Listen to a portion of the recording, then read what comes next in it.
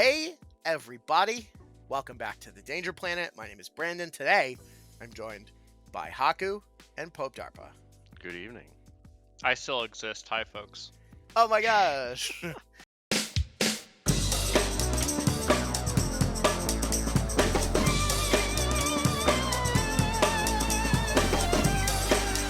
So, before we start off with Kast-lore and his keyword tier list, we're going to kick things over to Mr. Dice at Defective Dice. Jeff, what do you have to tell us about Kast-lore and where he comes from?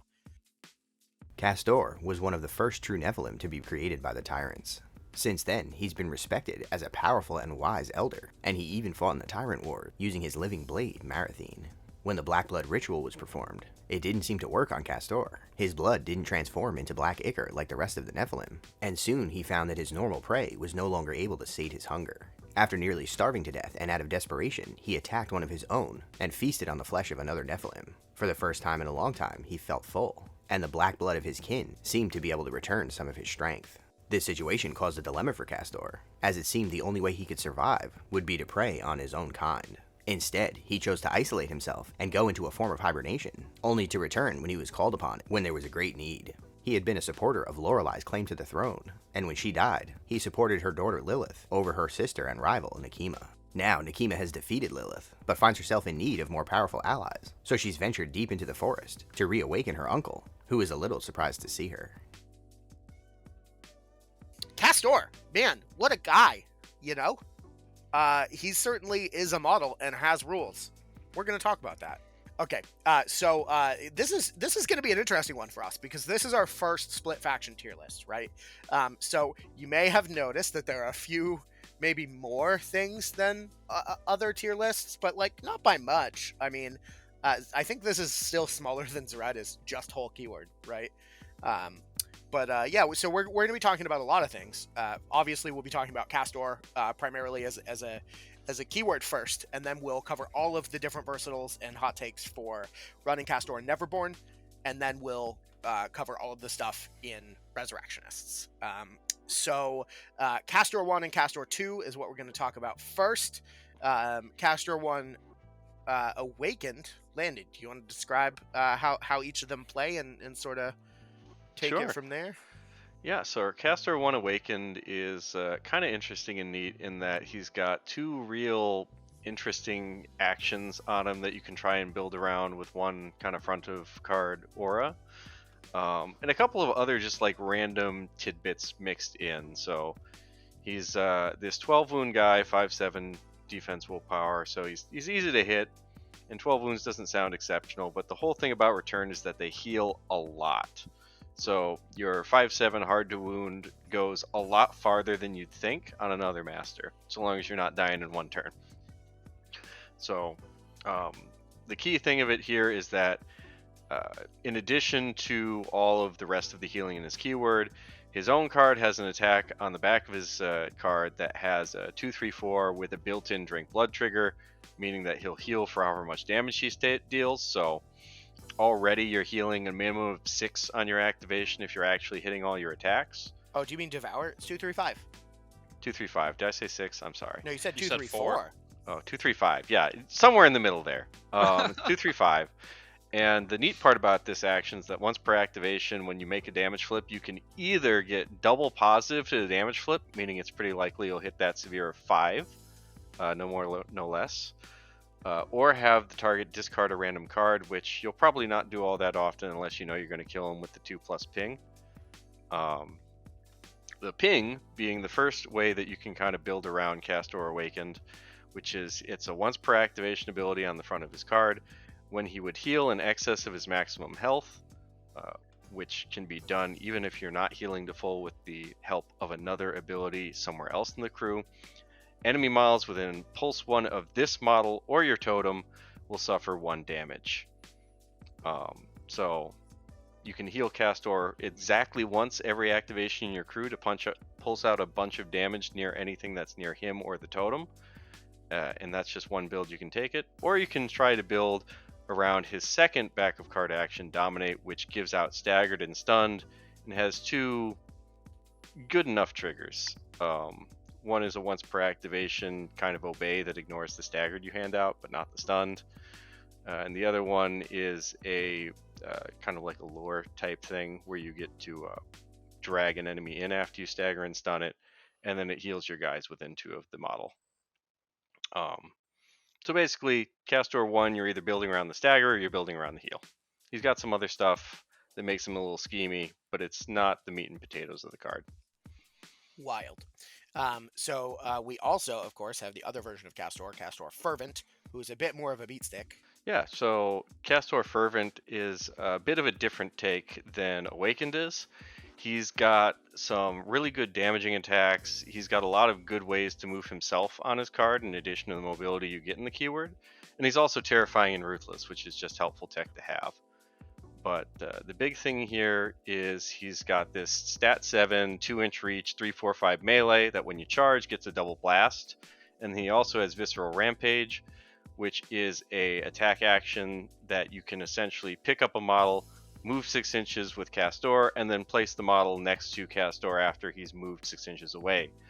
It also takes a point of damage. So this is helpful either for getting your guys up the field really quickly, since Kastore essentially has a not once per activation ride with me for 1 AP, or for bringing enemy models out of their comfort zone by taking them 6 inches plus your 50mm base out of position, which is pretty gross with triggers to stagger or do more damage with it. So call it 8 inches of displacement with stagger really puts a model in a tough spot. The reason why it's so nice though is because he has this front of card ability called Feast on the Faithful, which says he can reduce damage from other friendly models or Black Blood to take 0, and once per activation when you do so you heal 1. But he, like many other models in his keyword, have the ability Faith in the Flesh, which allows them to not only shift damage around to heal other friendly models, but more importantly, since Weird likes to write 2 abilities in one these days, he can heal, or when he does heal in excess of his maximum health, he can move up to 2 inches. So that's every time you heal in excess of your maximum, you just push 2. So this essentially says once per activation, when one of your friendly models hits you, you can instead just push 2 inches. So you combine that with triggers from like Barbaros or your Urn Bearer auras to start moving absurd amounts before you've activated to get this, stat 7 double blasting beat stick in place to actually pull off a nasty alpha, or to do a pretty powerful kidnap by just grabbing a model and using Visceral Rampage to not only get out of danger yourself, but also bring the model you're trying to kill into a uncomfortable position. And then, of course, we have Marathine, who's the totem. So we put the totem auto-include. You get the totem regardless of what's happening. So Marathine's really interesting. Marathine has no health, has no way to suffer damage, and can't be engaged, or is never considered engaged, and has no engagement range. It has like an okay attack. It's 2/2/3, and it ignores hard to kill. And then every time it does damage, it heals Kast-lore for an equal amount. But you can only do it once per activation, so you can't just attack, but it's not bad. And even though he's insignificant, he can just, as an action, remove a scheme marker. Target an enemy scheme marker, remove it. Yeah, so I think the interesting thing to talk about Marathine, though, before we move on, is that it really changes function between Kastore 1 and 2. As with Kastore 1, you kind of want it further away from your crew because it has the ability to drop scheme markers with Kastore 1's bonus. Whereas with Kastore 2, you kind of bring him in to where Kastore 2 himself is, and it does a bunch of damage through just making attacks, getting free charges, and if you're a Neverborn, inhuman reflexes. So it changes roles quite a bit. One thing I do think also is kind of relevant about the about Kastore 2's ability, because I got this wrong at first when we were playing it. He sort of tests your knowledge about how triggers resolve, because my assumption with Broodmaster's Blade when I had played him the first couple times was that he can take the charge action and then it's a trigger, so it just happens after, but that's not the case. So Bloodbound specifically is going to happen after the Broodmaster's Blade ability resolves, but before any additional actions are resolved, such as the charge.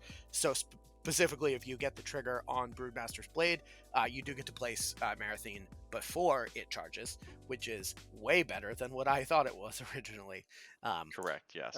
So you're gonna get a charge off from basically anywhere near Kast-lore, which is really strong because Marathine can move through models and never counts as engaged, so you can always charge. Which is, unless it's disguised. Because if there's one thing that living blades care about, it's who looks like a civilian and who doesn't. But very relevantly, when you slap a certain Neverborn upgrade on it, you can still charge over a disguised model. You just can't attack him with it. Yeah, buddy. I assume that this probably is not the first time that we're going to be talking about Inhuman Reflexes. Marathine is a model. You can upgrade it. It's pretty good. Wild. I want to give Marathine the Whisper in Resers. It's a choice. All right. Wild. Not a good one. Look, I didn't say it was a good choice. I just said I want to do it. All right. So, Kast-lore, what a guy. I think that's a good segue. Something Kast-lore. So, Athorak. Landon, what's he about? So Athorak is, hireable might be a stretch for this guy in my opinion, but he's an 8-stone model, and the best thing that he does is he puts up 2 wardstone markers, which essentially create a wall that you cannot be targeted through by anything that's not a melee attack. So he stops you from getting shot off the board is the short 2 seconds of it for a low investment of 8 stones. Some matchups is probably where I would put him, although I honestly don't know how much I really value his, matchup tech. The course marker he has. Do you want to put him on right at the top nice. of Never Hire then? I'm gonna leave him in some matchups just for the just to not invoke the ire of the internet. But I do think he's not that great. I honestly think he's kind of better in Nekema, if I'm being straight up. I completely agree. I think he does some work in Nekema too, for sure. But I don't super love him for either of these keywords. So he's got the typical Black Blood, Faith in the Flesh as the 2 things you see on Nephilim and Return models, of which there is another Nephilim Return model in the keyword who has both. But his aura in particular that gives him a unique place is he gets to hand out Shielded whenever a friendly model within Aura 4 heals in excess of its maximum health. So this gives you a little bit more durability sometimes, since you kind of have to either be absconding the heal using Gwyll, who we'll talk about later, or you have to already be at full health, which is not necessarily when you need to be not dying. So I don't super value that aura, at least in Kast-lore. I think in Nekema, where you have a lot more regen models, it makes more sense. But yeah, I don't love it here. He's got regen 1 as well, so he'll typically have a shielded himself and hard to kill, so he's not the easiest thing to put down, but his stats aren't impressive either.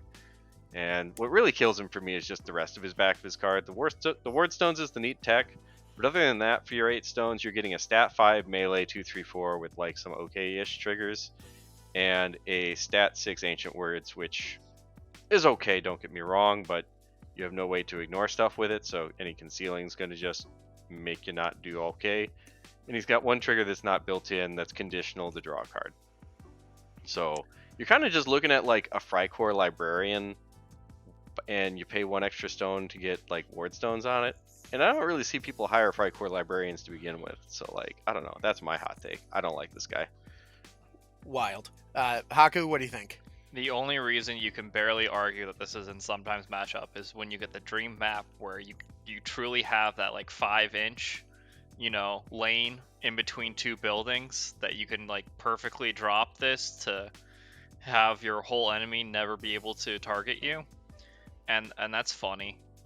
Besides that though, all the reasons he pointed out, this card kind of just sucks. There are no good attacks, and there's no good way to take advantage of Ancient Words. At best, you can attack Kast-lore. What we agreed to is the breeder one. You can attack Kast-lore 2 and just hope you flip a tome to maybe push him forward and draw a card. And that's fun. That's fun, I guess. Yeah. In Resers, you get some context for the corpse marker trigger that you don't necessarily get in Kast-lore in Neverborn. Like in Nekema and Neverborn, the corpse trigger helps.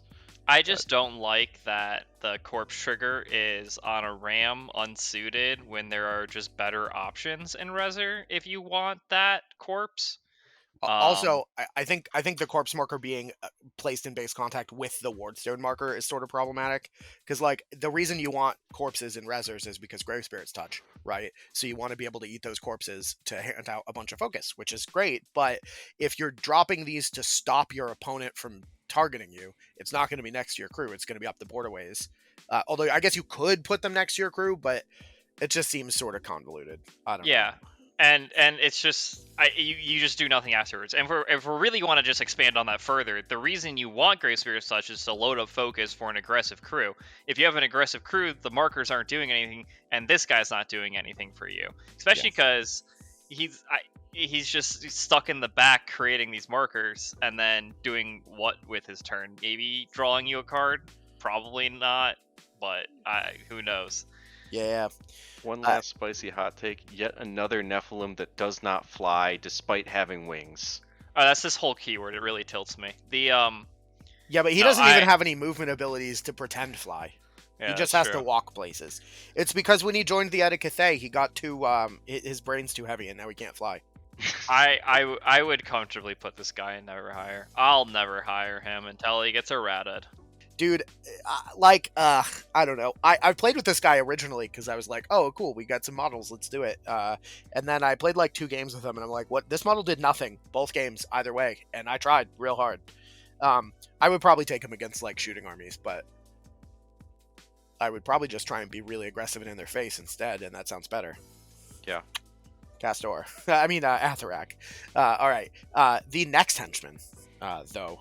Oh boy. Gwyll. What a lady. I think. People say lady. I don't remember in the Malifaux, Manos and Malifaux book, them describing Gwyll as female, but maybe I'm wrong. It's a mushroom. He's a mushroom. She has that classic witch hag face, after playing Baldur's Gate. But it's like a hermit person. Maybe I don't know. Comment down below if you can share some light onto how Gwyll identifies. That's the worst. All right, well, Landon, tell us about Gwyll. Smash or pass in the comments. Do not smash or pass these models in the comments. Do not do this. Oh god. All right. Can I just say though? Can I just say, Unseelie Engine, smash. Oh, all right. Please continue. Legitimately, we're done with that. Will's That whole argument is gone for me. In any list, referenced or not referenced in the body of this video. Wait, in any list? Like you hire Gwyll out of keyword and like Molly? Oh no, not necessarily in that context. Okay, specifically Kastore lists. Yeah. Okay. So the reason why I like Gwyll so much in either version of Kastore is you have this Cling to Death front of card ability, which kind of just like turns on your entire crew, which is to say when you would heal a Is that why they all smash model, it instead of passing? Yes. Because it turns them on? Okay, sorry, please continue. When you heal a friendly returned in line of sight, you can instead reduce it to 0 and count as having healed in excess of your maximum health. So it means in order to get all of the cool benefits the keyword gets by healing over their max health, you just can always claim those instead of whatever piddly heal you would take if you were, I don't know, at like 1 damage or 2 damage missing and you heal a point. Yeah. So that's really cool. But in addition to that, it just has some really solid stats and some other things that I value quite a bit. It's a 6/6 disguise, so it's with hard to wound. So it's a pretty difficult model to put down to begin with for something that's just kind of sitting in your back line.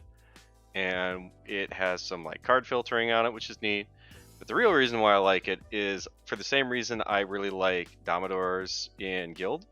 You have a built-in suit on your Decay, which is already a good attack, to, when resolving, heal friendly living models that would be damaged instead by 2. So you have essentially a no TN, just 1 AP heal 2 that you can repeat, which is really nice for just throwing on any of your living models, which is most of the keyword, to just heal them back up. So damage doesn't really stick to the crew all that well, unless you're killing them from full, which their stats are reasonably good at making not happen. She also has like some weird incidental condition removal on Dispel Magic, which stat 7's fine, but you don't use it often. and Essence Transfer, which is super sick with Black Blood models if you want to play those. Not that I think you usually will. But and then it also just hands out focus for a 4. So like a lot of things that are just good for a support model. It makes focus, it heals stuff, has some card advantage, especially with like Sanguine Invocations potentially to just like stack your deck at the end of your turn if you don't have focus to do. Like it's good. Yeah, no. For all these reasons and more, this model's broken. Wise Counsel also is just a really amazing trigger with Decay.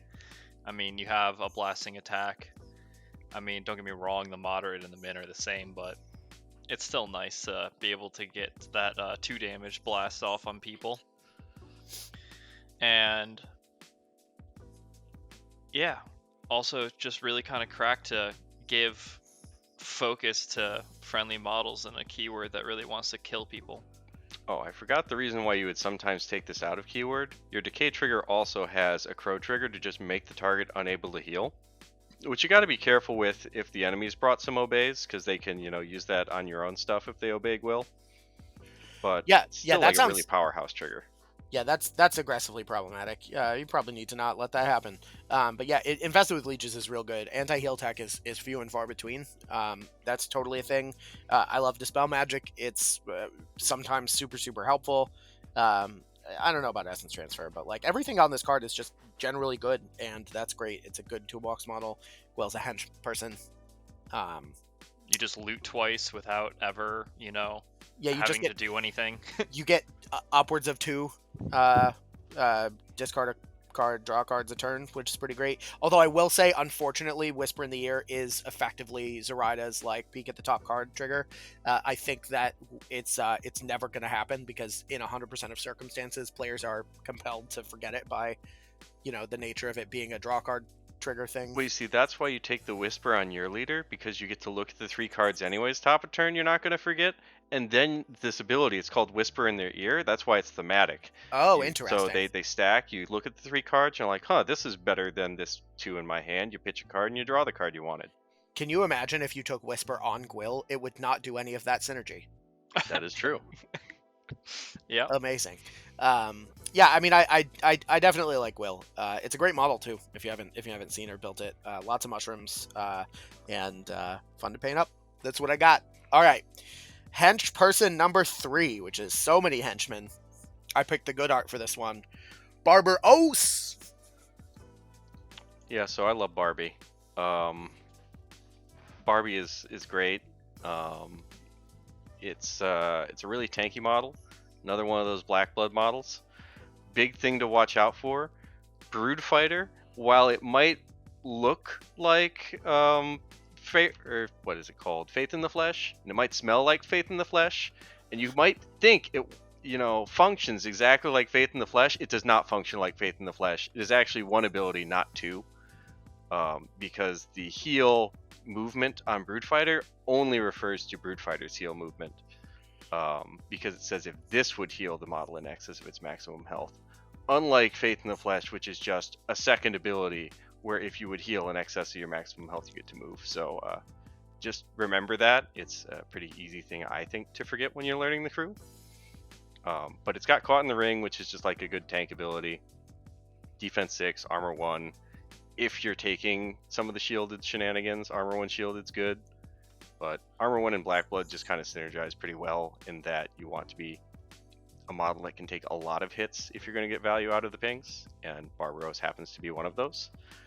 Barbaros is also like your number 1 punching bag if you want to just splash Black Blood all over people with something like, say, Marathine. You can, with Kast-lore 2, bring Barbaros next to a target, then have Marathine charge over the target, hit Barbaros, ping Black Blood, and you don't even need to have, flipped any specific cards. You've just done 2 damage to whatever and healed Kast-lore. So that's pretty cool. Love Barbaros for that. Plus, if you're blasting onto people, you can blast onto Barbaros, ping some more Black Blood. And he's tanky enough that you can generally just heal him back up after you do all these incidental pings to your own guy. Because once again, Armor 1, Soul Stones, Defense 6, it's really hard to kill him in one shot, and you just have so much healing. Since he's living, you can just have Gwyll top him off whenever you want. And then like the rest of his back of his card is like okay. He's got some decent damage output on his 2/4/5 with built-in shove aside, which in Neverborn gains additional context because you'll probably take Emissary sometimes to get Hazardous in. Bring It's a neat thing to just kind of have to relocate your own guys in case you want to bring some of the guys in the back forward, or maybe Barbaros is in the back and you want to bring Kastore back because he's been doing too much nonsense. It can easily sometimes just be 8 inches of movement, so don't sleep on Bring It being really, really good. Then Blood for Blood's just a little bit of extra damage. If you're in Resurrects, you might give him GST so you can use that bonus action for focus instead. I don't know. Does he not get that because he's a henchman? Or am I crazy? I think you get something else. Oh, is it is Terrifying the Grave Spirit's Touch? Terrifying's the henchman ability. Oh, yeah. Or not the henchman, the minion ability. Yeah. Right. Yeah. Dude, Barbaros, what a guy. Haku, what do you think? Definitely less favorable thoughts than Landon on this. Oh, sorry. I would have Then put him Pope. auto include in both. Yeah, I would really put this on auto-include? sometimes in both. My main difference in thought generally is once I've done list building for these crews, I don't necessarily have the 9 soulstones available to hire him. I do think there are slightly better damaging options you can take if you want to throw a model forward, even necessarily sometimes slightly better tankier options. While he can go up the board with Kast-lore 2, which is kind of fun by attacking Kast-lore 2, I'm not convinced that that's necessarily the greatest, mostly because he doesn't ignore any terrain. And that's a huge drawback to me for Barbaros. So even if you are doing the fun hazardous terrain in Neverborn, you can't quite get necessarily great angles on it, and for your 5 walk model, running forward is just not great, and you have no bonus action to move more, and you're kind of just stuck at this 2 AP kind of model that I'm not the biggest fan of. I mean, you do get to essentially move yourself too at the start of your activation. So I don't know. I don't feel like you necessarily have this guy at full health most of the time. Once again, you have Gwyll who can just pretend. Sure, but even then, you're still going to take a decent chunk of damage. Cage Fighter's not built in, not that that ability ever goes off. And as well as the fact that Crit Strike's not built in, so he is just a 2/4/5. And Minning 2 is decently likely, especially in this day and age. The almost favorite thing I think you can do with him is just Blood for Blood, and as you said in Neverborn, you can do some of the cute, blade rushes to just guaranteed kill 2 health models. But even then, I don't know. You need a lot of movement effects, and you need a lot of care to turn Barbaros on, I believe. And there just seems to be other better models, I think, in both factions at the moment than instead of hiring Barb. Yeah, I mean, I think I tend to agree more than Haku. I just don't have very rose-tinted glasses with this guy. I will say, built-in shove aside is a hell of a drug. But I don't know. It's another winged Nephilim that can't fly. That's fun. At least this one has lore reasons why he can't fly. Oh, does he? What are they? They clipped his wings. Yeah, he Oh, was a did they? gladiator. Yeah, when they forced him in the gladiator pen, they clipped his wings. Oh, I had no idea. That doesn't really... Well, I guess it sort of shows on the model, but it doesn't really, actually, at all. Well, because the original model doesn't have clip wings, so the original model could fly. The new M3E model... I mean, he was don't like know. that in M2E as well. He just had nimble instead of flight. Yeah. Interesting. Man, if they get a nimble... Yeah, I don't actually know. Can I just say that'd be way good? I think I definitely would hire this guy for sure. I mean, at the end of the day, he's still a pretty tanky hench person. Look, He's if this got a was 2.5 if this built-in was shove aside. pre-Angel Eyes, I think the argument for him goes up. But man, Are you saying then the argument for him goes up in Resers? no, because Reserves also has other good versatile models. You gotta understand though, like Manos this eyes? guy moves up Yeah. Kast-lore 6 inches up the board for no cards. Well, it's just Like, that's pretty good. it's just 4 inches Well, more than for any a other suitless model. 8. Sure, but like That's not no still cards. really good. Sometimes You can that's just cards. shoot him twice with Angel Eyes, 3 times with a bonus if you really wanted to. And still go less distance. You would still go 6 inches. There's Correct. a once but per. You have. It's not once per. It is once per. It is once per. Yeah, Kastor's thing. Yeah. Yeah, once per activation. This model. No, the once heal's per the activation once when it per. would do so Correct, it and may the be a heal one. is how you move it. The heal's how you move. Right. Yeah, assuming he's even at full health or in line of sight of Gwyll, which probably Yeah. will be, but yeah, no, yeah. Like, he's Barbaros, he does stuff for sure. I just don't think I'm gonna keep him for right now at the top of some matchups. Because that is my air on the side of some matchups is sort of the key here. But yeah, Landon's a fan, Haku's not. I'm kinda not. Not that we're not a fan, right? I think the model's good, but I think that one, get the cool one from the holiday sales where he has the one that I have the picture of, because that's a great model. And two, use him, but like, I don't know, would I rather hire Barbaros or Manos? I think Man is the better Os here. Yeah, I'm gonna actually put it this way: if we didn't have I can't remember his name, Athorak. If we didn't have him in some matchups, I would have them both and never hire. That's Especially wild. from a Reser perspective. I don't see myself wanting Barb in this current meta of Malifaux. I mean, look at it this way Absolutely though, wild. right? What if we put the Whisper on Barbaros? It doesn't do anything that I care about. Wild. I think that's where we're at. So moving on to the. I have Hooded Rider. If I can move him up really easily. You in fact do not have Hooded Rider because I did not include this. in the Pale list. Rider. You definitely don't have the Dead guild Rider. one. Or Dead Rider. yeah, sure. I didn't include him in this list, so you don't have him. Oh, okay. So you can't. We're cutting this. You're forbidden from talking about him. I also Also- have Enslaved Spirits. Yeah, you have. Yeah, you have. Yeah, you Which have move 9. him. for Sorry, they 9 only move him points. 5 inches for 3 Still soul less. stones. Yeah. Oh no, 1 inch less for 3 soul stones. Fuck. They yeah, move him. do a lot less. It's fine. You No, can be wrong in this argument, and we'll just move on. They move him 3 inches, but no, obviously No, for 'cause the they 9 still soul attack stones. Sure. Oh, it's all 5 right, inches. sure. So for the 9 soul stones, you're doing it over 3 different activations, and for the same cost, you get to move him 15 inches Yeah. because you do it with all 3. Yep. The last one's probably not actually going to be in range at that point in time, but That's no. probably true. No, it has Bass's ability now.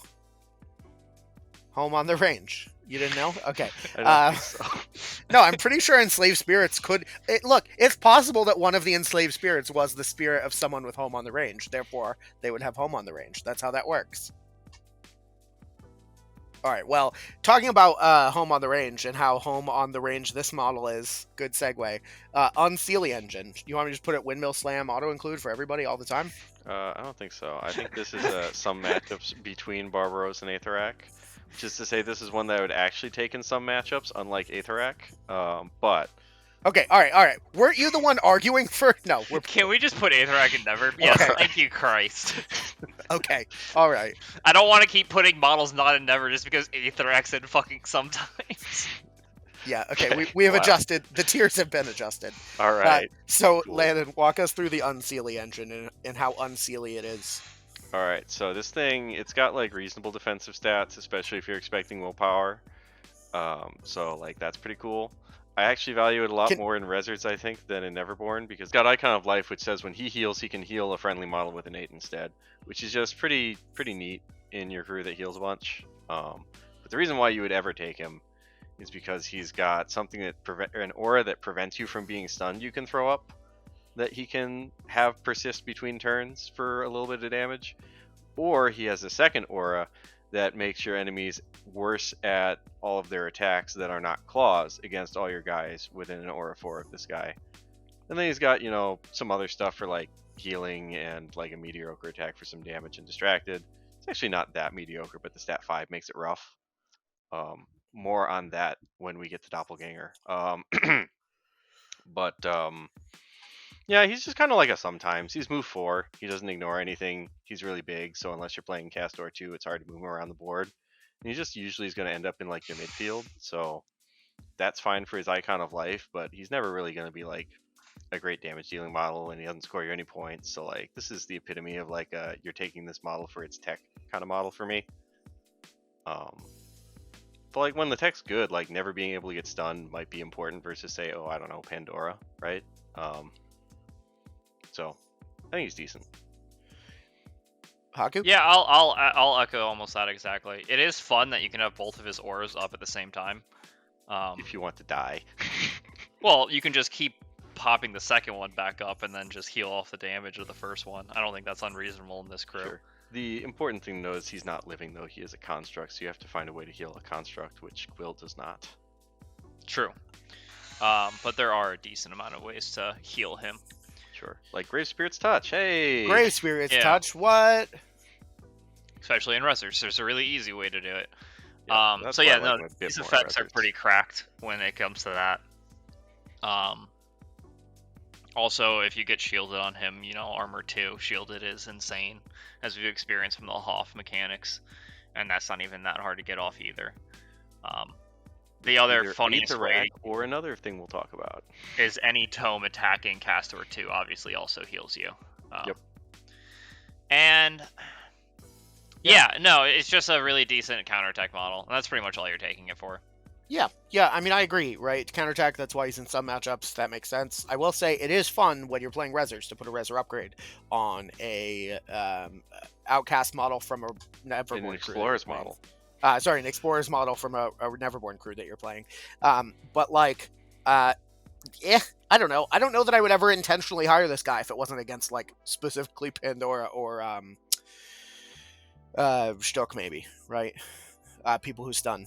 I think that's the only thing that I really care about on this model. I mean, Grave Spirit's Touch is super nice with Icon of Life because that means when he activates, somebody else heals too. But like, I think that part's pretty good, and if you're not doing that and you're playing him in like Neverborn, he's another one of those things that has like a mediocre attack only because it's stat 5, and then we say hello Doppelganger. Also, I don't know, like high willpower crews, or high willpower amount of attack crews, hidden from the outside world is just actually just really good.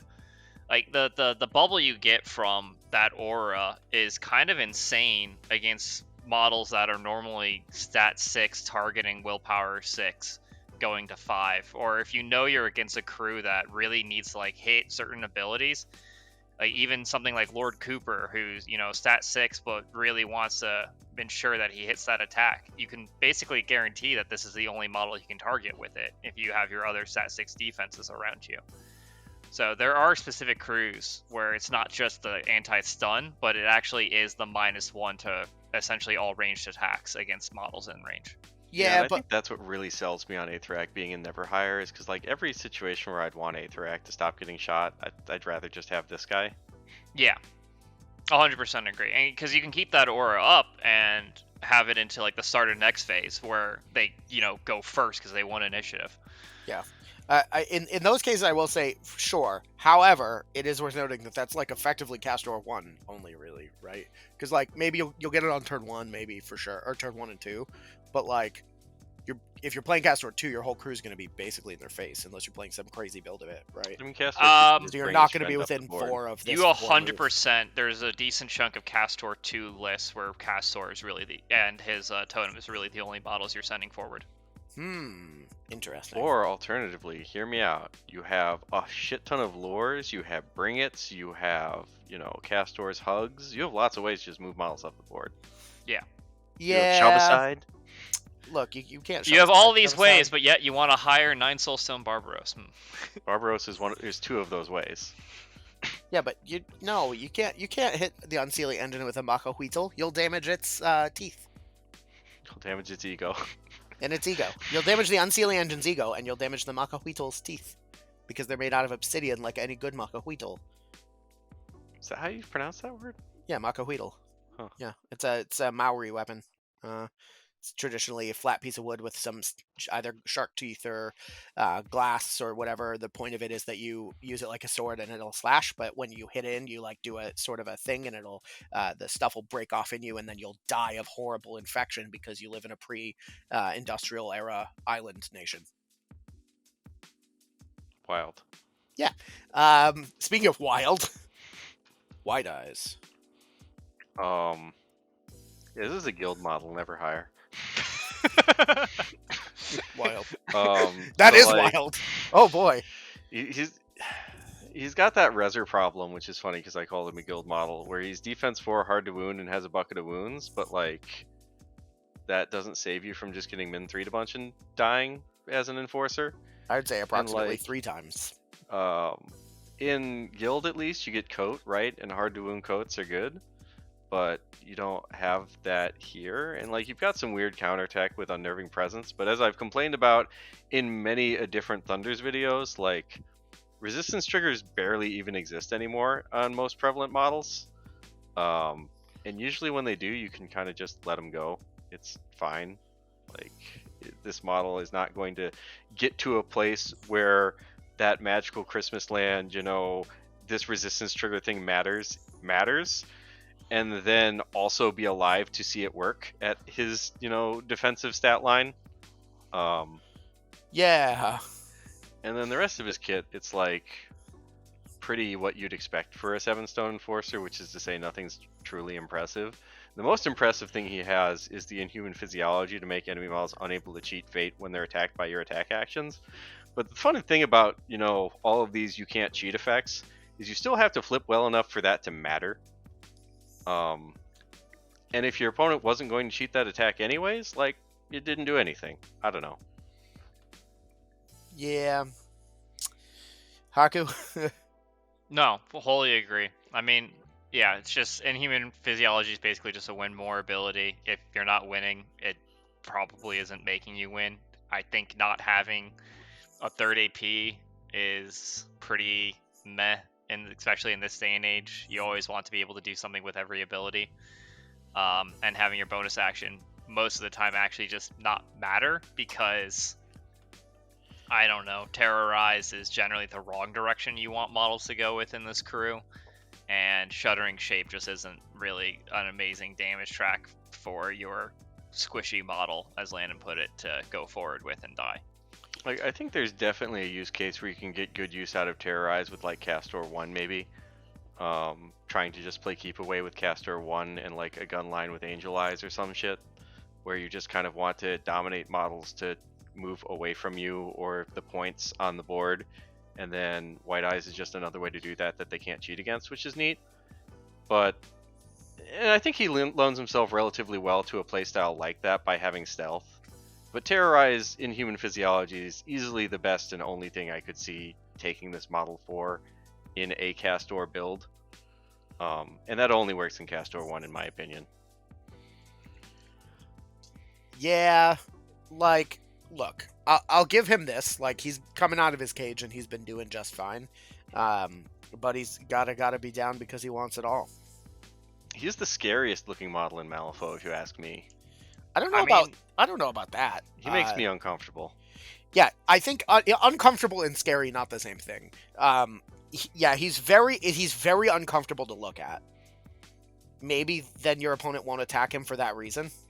I think the problem is you're kind of right, and then I look at his left elbow, and I think it just kind of looks like a little silly happy face on his elbow. And it oh no! Yep. Well, can't unsee that. Thanks, Haku. No problem. I'm gonna remove those eyes from my. That's all I look at. The way it's drawn in the art, the lower eye just kind of makes it look like a little ooh face. Ooh. Photoshop that onto every card now. Wild. Well, maybe that can be Haku's image now for the rest of Danger Planet. Just zoom in of that face. Just zoom in of that face with that superimposed on the Haku label. We'll get to work. Anybody down in the comments, post your best Photoshop of White Eye's elbow face on Haku's logo or picture or face, or I don't know. If you know you're against Zareta 1, do you hire this model? No. I think probably not, so I don't hire this model. Great. We did it. And that brings us over to the first minion of the crew. Let's talk Cavern Nephilim. Landon. So hot take, I hate these things, but they're actually kind of decent. Like, I don't know. For 9 points, I just think they crowd out what I would functionally call like the beater rock slot. Like, I would rather have a Barbaros than one of these guys. But they are really fast, right? Like, they're move 6. At the start of their activation, they're usually moving 4 from Faith in the Flesh, proccing once off of their own Faith in the Flesh, their regen, and then like a, what do you call it? The Urn Bearer auras. So, like, they usually move pretty fast, pretty quickly. My issue is that unless you're like in Resers and actually pulsing out focus to them, their 2-4-6 track isn't very impressive for like damage, and their other attack, their 1-2-3 thing for their echolocation gun is really just more for the triggers and repositioning than it is for like damage. And usually when I'm hiring a model in this like slot, I expect it to kill something, and I don't really think they do that without focus. And the keyword itself doesn't really want to provide them specifically with focus. More so in Kast-lore 1 they can try and do that. So if you're playing like a really schemy spread out pool, maybe you'll take some. So I'll put these in some matchups for Kast-lore 1. I still don't think I would ever hire them in Kast-lore 2 personally. Just because I feel like you have a lot of different better options, and maybe Haku will disagree with me because he hates Barbaros for no good reason. But I think they compete directly with the good henchmen and some other key out of keyword hires. So it's not because they're a terrible model, but because I just don't think they're optimal enough for me to want in Kast-lore 2. That's my thought. My counterpoint on why I actually kind of like them in Kast-lore 2, at least from the Reser perspective, is when you do have those kind of like corner flank schemes or strategies. We're probably moving into GG4 soon, so who the hell knows what that'll end up being, and this could be completely redundant by then. Is I see this as a good version of Manos that doesn't get shot. So if you know your opponent has a really good like gun crew or long range guns or anything like that, and you want a model to be able to go to a corner, kill their scheme runner there, and then be proud, loud, and able to maybe do something afterwards, I'm a decent fan of that, because as Landon said, in Resers, it's really easy to pulse out focus to this guy. He can go out, just blast something for 6 damage, and then blast it again, probably, and they're dead. Especially because Pick the Bones actually makes that kind of good, where you're not actually wasting the second after like you ambush, charge something, and then kill it and get to take the interact action. I think is not a thing that would be unlikely to happen. Yeah, I just think that's a lot better in Resers than it is in Neverborn, just because you have Brave Spirit's Touch to actually pulse the focus that's prerequisite here. Yeah, like in for Neverborn, sure. I don't think you can fit the Blackblood Shaman in and the Corpse Generator to actually make that work. You're getting the focus in Neverborn from Gwyll, probably. Yeah, but that's only to one of these guys, and then in place of another target. Yeah. It only works when they're close enough to Gwyll. I don't know. Yeah, it's definitely problematic. Well, you get at the start phase, and you're probably killing the one important one, and any additional people you probably kill is benefits from there. And then once he does his job, he can kind of come back in decently easy with echolocation. And remember, he's really good with the anti-tech for denying your opponent's scheme runner. So if you are in the same area, because of forage, so they can't even like try to drop scheme and then engage you and be annoying. You just go, all right, well, I still pick it up with my bonus and murder you, and then get to interact. And I drew a card while doing that the whole time. I don't know. Every time I've seen these guys on the board in Neverborn, they've just died without doing anything. I think you have to know what I think it's a very matchup dependent take, as I was kind of talking about. Yeah, I think that I completely agree. I think I'm going to bump this one up to the bottom of sometimes, so we'll have them swapped with Unseelie for Kast-lore 2. Only and that really is a Reser thing. Really a Reser thing, yeah. I definitely wouldn't hire them in Neverborn. I don't think at all, quite frankly, but yeah, it does make it quite a bit easier with Resers because of Brave Spirit's Touch and some other fun tech. I think any of like the go wide crews, they're pretty good against. And And also, if any you're of the playing beater against, crews, as Landon says, they will just die. So you really want Yes. like those goad wide crews where stealth becomes so much more important because small models have to ping you to death instead of just being able to whack you all at once. And with regen 2, slowly pinging you is not the best play for you, especially because you always kind of have Gwyll maybe around somewhere. yeah, or regen 4 with Yeah, or with regen Free 4. Spirit's touch. What a time to be alive. And then I will say against it's Nelly that does distracted as a premise, right? Is that There's a Nelly's couple brew? crews. Yeah, There's a there's a couple. few. But but like, hey, Seamus. they're blind fighters, so they can't gain distracted. Seamus, take them against Seamus. Their defense 6. I mean, if you know it's Seamus too, actually not like the worst thing in the world. I mean, low willpower doesn't matter when you're not getting distracted. So They're not super fussed even if it is Seamus 1 because like they don't die in one shot to Seamus 1. They've got the stat 6 to like try and cheat defensively. Yeah. Stealth. Like, I can it's tell not you bad. they're a little problematic against Seamus in any variety, and I can tell you that firsthand experience from Nova, where they've hired 2 of them in the Masters tournament against me with Lucius 2 and Kast-lore and no other models. Wild. Oh, this and is almost and, making sorry, me and want to go Marathine. play. This almost makes me want to go play this in Texas now. Dude, Hey, it's well, fun. if you I know I'll want, be I'll there with bring it. I have it Oh painted. shit, I might ask, and then I can saying. just play Resers. I'd be so down for that. Yeah, I only have 1 Manos, so you're on your own for that. But I have my own. Sick. Yeah, let me know. So you're That's totally a saying thing. you need me to bring Manos. Oh, but, Manos I is have with to you. Manos. That's right. Nice. Yeah, let me know if you want to do that. Totally fine. Absolutely a thing. Just We'll let me know talk about that after, sooner but rather yeah. than later. So you know how some no, I had a song based pun for Cavern Nephilim, but I don't remember what it was. Comment below with your song based pun for Cavern Nephilim. What was I Smash. talking about? No, stop it. Absolutely pass. You look so fuzzy to hug. Smashing Neverborn, pass and Resers. So you know how sometimes when you need some blood, but you don't have enough vessels full of it around? Yeah. Blood vessels. Let's do it. All right.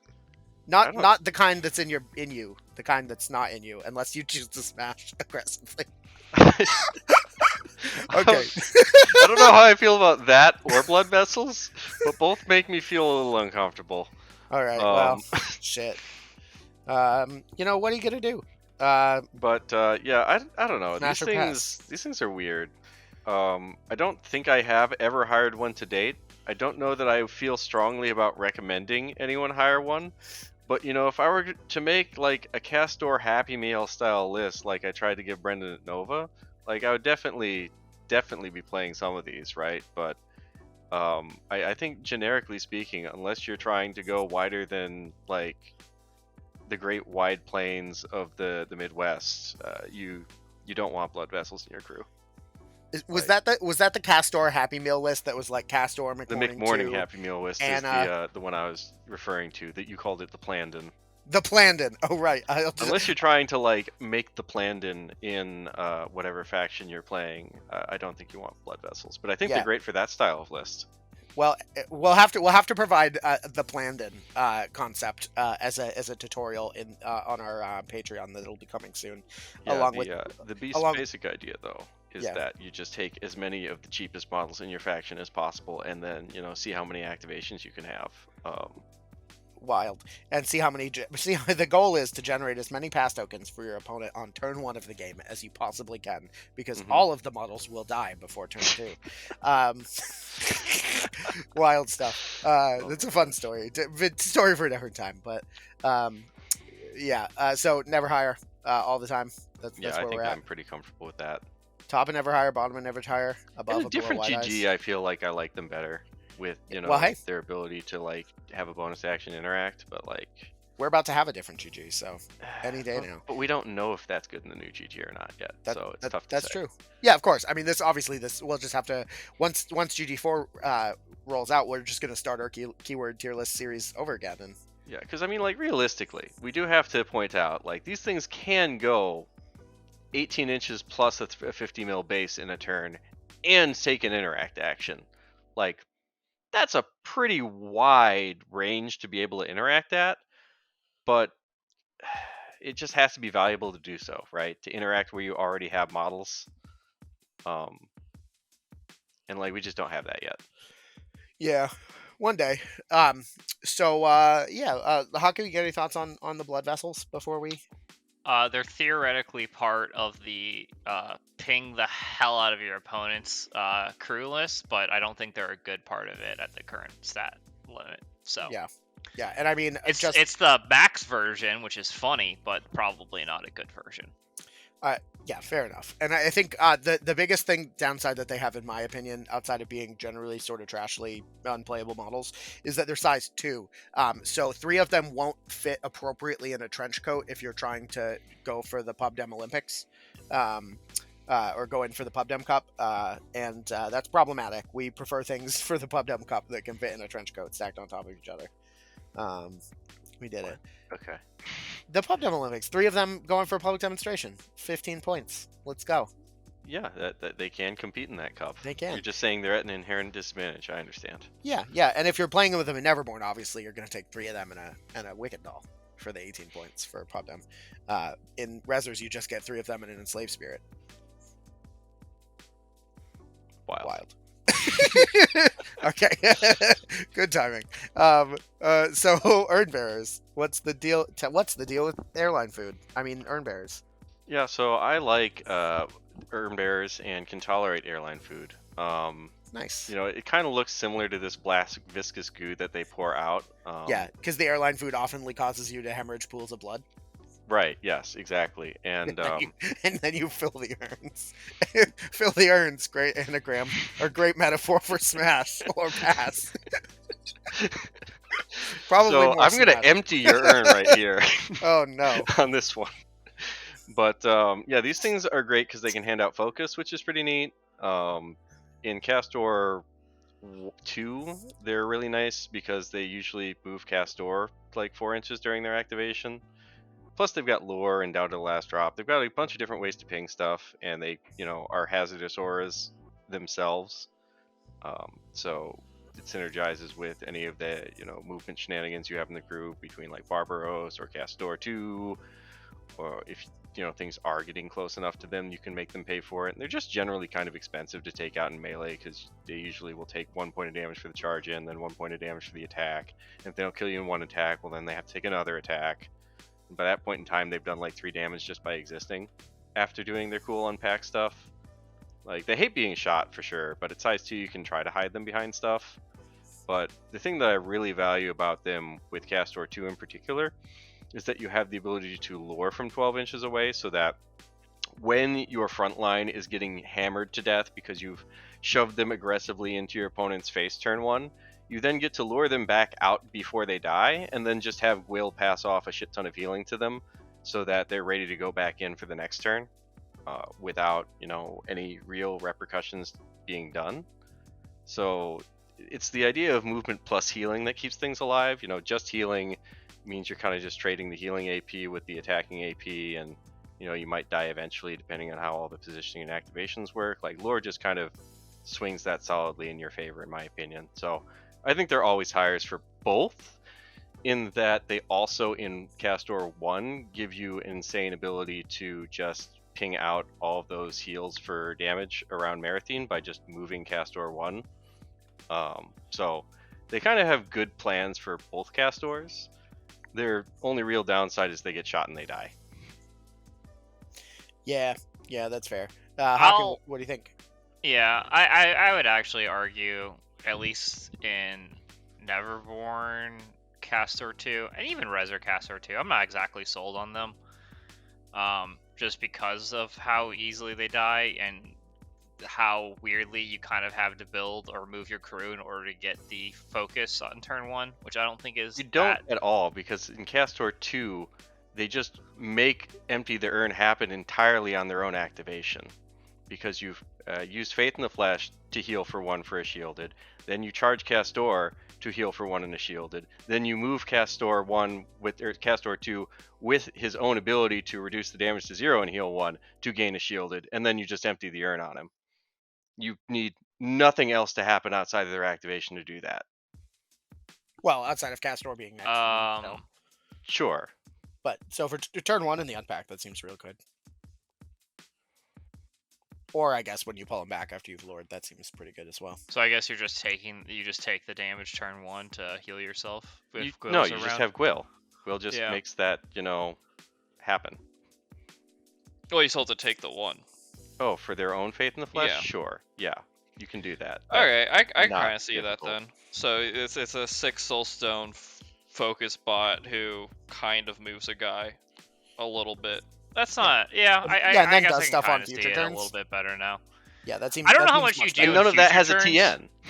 In future turns, Yeah. you have the lore, and you have down to the last drop. Down to the last drop, though, I was about to get to, is decently crazy, especially because you obviously have a model that can just take it, and then you also have potentially Black Blood models, especially if you're obsessed with Barbaros. Or Cavern Nefs, but yeah. Or Cavern Nefs. Or it down to the last Matures. drop just heals Kast-lore if you want to do it Yeah. on Kast-lore instead. Exactly. And, yeah, so you have a lot of pretty decent options with down the last drop, but realistically, I think this actually makes Kast-lore 1, just because of how, in Resers, just because of how nuts you can get with Enslaved Spirits, and being able to just constantly ping with the, fill the urn, because you just hang out next to Kast-lore 1, or if you brought Unseelie Engine, you can actually stay pretty far away from Kast-lore 1, and have this go off. And you just constantly move models with Enslaved Spirits around it, or it's just one model you need to have around it. Enslaved Spirits can move them with the bonus action, and then each move is going to be a ping, each model move is going to be a ping, down the last drop is going to be a ping, and then obviously you have the incidental pings from other models doing Kast-lore 1 things, just healing Kast-lore 1. So you can get to some obscene amount of pings around Kast-lore 1 and Kast-lore 2. I don't know, I said around Kast-lore 2. Around Kast-lore 1 and his totem. Marathine, yep. Marathine. And even just like walk lore is a useful unpack tool for like trying to figure out how to get further up the board. Even in like Kast-lore 1, if you want to just walk lore the totem, like that gets you all the closer to starting to kill things. Especially on things like Wedge or Corner, where you walking sideways and luring sideways is pretty good as well, if you don't want to go too far from your deployment. Yeah. I mean, you guys said all the things. Lore's good. Focus spots are good. Being able to pulse out a damage to everything near Kast-lore and heal Kast-lore. So here's the real Like, if great. legitimately though, if you take the Kast-lore 1 list that pings, which is just fine, because as we've talked about in Enslaved Spirits, they do good things other than just, guaranteeing a ping. If you are against a crew that can't move your totem, you just get to free murder whatever first activated in the game. Now let's ask the hard questions. If we're saying these are auto-include, do you take 1 or 2? And I think I can always talk myself into 1, and that I can sometimes talk myself into 2. Almost never 2, in my opinion. 12's a lot, but There's so many good models that synergize well in this crew that I'm not necessarily sure I'm getting value with the second Urn Bearer. When I already have the aura effects from 1 going off. yeah. And you'd have to But down to the last drug is down to the last drop is a drug I know and love from Nexus that I am addicted to. So there is that. All right. Well, wild. I'm sure I have things to say about that, but I'll leave it. Yeah, Urn Bearers. I think they're good. They're pretty solid. Definitely smash for sure. That urn, to empty it faster. That's what I got. I think they're. That's pretty much what we got. I bumped it up. Because I think in Kast-lore 1, I think it's just more. And I think that with Neverborn, you also have the significant advantage of being able to take the Emissary and then have so much hazardous. I think both sides have a valuable and interesting and unique different thing that they can do with them. I just definitely like having, at least 1 to slap Ancient Pact on for sure in the Neverborn side. Sure. And then it depends on whether, I'm Ancient Pacting Kast-lore 2 or I want another Ancient Pact on a minion, which is never going to be Cavern if I'm playing Nephilim or Neverborn. Yeah, because obviously they need inhuman reflexes or the Whisper, which you're allowed to take in Neverborn with Cavern Nephilim. It's on their card. Just look at. Anyways. All right, it's not, but I wish it were. I wish I could take more Whispers. So that's everybody in Kastore's keywords, and I'm so excited that it rounded out to exactly 3 models in every tier. So let's hit the Neverborn. So we're just gonna be talking about Neverborn stuff until we're through those versatile picks, and then we'll do Resurrectionists afterwards, and then we'll do some recap and call it a day. So I think this first model is pretty bad, right? I don't think she's very good. Angel Eyes. Smash. So anyway, Angel Eyes is literally the only reason people like this model for the longest time was because Smash. Look. Awful. I'm not going to put her in auto include for I think either, but I do think she's good in some matchups. I think she's good a lot of the time. This model is just really good right now. Accomplice is super powerful, and point me to them with your snipers is really good. The only reason why I don't maybe love it as much as Haku's going to go, wank over it, is that you don't have a way to give it focus in keyword out, or you don't really have a good way to give it focus in Neverborn outside of it taking the focus action, which is much easier to do in some keywords than others to just give it another focus. Yeah, to be fair, it you would be really auto include if we were doing a Lucius 2 tier list. Wild. Yeah, unfortunately, you also don't have a good way to give it focus in or even out of keyword in Resers, because you're not allowed to hire. Not allowed to play the model. Yeah, but this model is just really good. It is the best gun in the faction, obviously, because we have because it's the only gun in the faction. Literally, name one other one that's not Twist Reality. Reese. Okay. What is Reese? He's Maurice. Oh, Maurice. There's more of him. Sorry. I want less Reese. Also, when we get to Maurice, can I just say Smash? Also, we just talked about Cavern Nephilim, so they don't count. Echolocation, not a gun. It is a gun. It is a gun. No, but it is a projectile attack, not a gun. Anyways, yeah. It has a picture of a gun on it. Yes, that's because that symbol denotes that it is a projectile attack, not that it is a gun. You have a lot of good models to use point me to them on that'll have like some wasted AP if you've got like some Urn Bearers who are primarily around for like their auras and aren't necessarily using both their AP turn 1. You have like the Totem who might just be taking a focus and jilling. That doesn't really use the focus well, so you're perfectly happy to take it off of him anywhere in line of sight for free focus and Angel Eyes. And like that's just pretty good. Yeah. There's not a lot of interesting stuff to say about it other than Accomplice is really good with models that kill things, and especially good with models in your backline that can go very far and kill things. So I think her value goes up, especially if you're playing Cavern Nephilim in any capacity, because Cavern Nephilim can go 7 inches and then charge and then do whatever they need to do after you've shot a target to soften it up with Angel Eyes a bunch. So that's a play pattern that's good. Yeah, I mean, Angel Eyes is balling. Haku, you got thoughts? I'm not sure I can imagine playing a Neverborn list that doesn't hire Angel Eyes anymore. My big difference is I think there are enough crews, especially good ones right now, where she can basically guarantee kill almost any model. Or one important model in the crew is pretty much what I mean. And what I'm mostly saying for this is Severe 6 is decently consistent to get off against a lot of important minions and enforcers that hide in the very back line that we see hired for a lot of these deployment tricks. And that works against almost every crew. So I guess if you're against a crew that doesn't work on, and you really are just using her as, a way to soften up and then maybe accomplice, I can see not necessarily taking her completely. But like a great example is if you're doing the mirror matchup in this, Urn Bearer dies in one shot.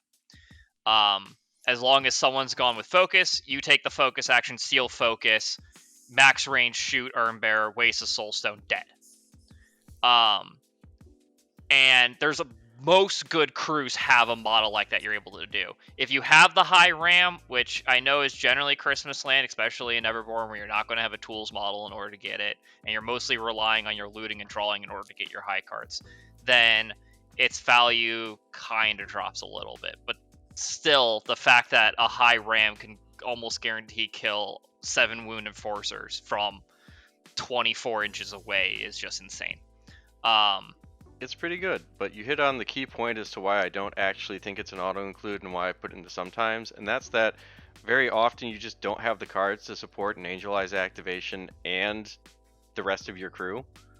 And like in Kast-lore 1, I could see argued that you'd always take this model. But in Kast-lore 2, I feel like you have enough other outlets for your cards that you would rather spend them there than in an Angel Eyes activation, unless you know there's specifically something that you need Angel Eyes to do that specific thing for. And I think that's not every game. Okay, so 2 big counterpoints to that, and we'll just go back and forth on this all day. But the 2 big counterpoints I really enjoy is even killing a really low wound model gives you activation control is huge in both Kast-lores because it's just nice having a dead model. And Kast-lore 2, it's super, or Kast-lore 1. 2 is the melee beater one. In Kast-lore 2, it's really nice to have 2 activations in a row.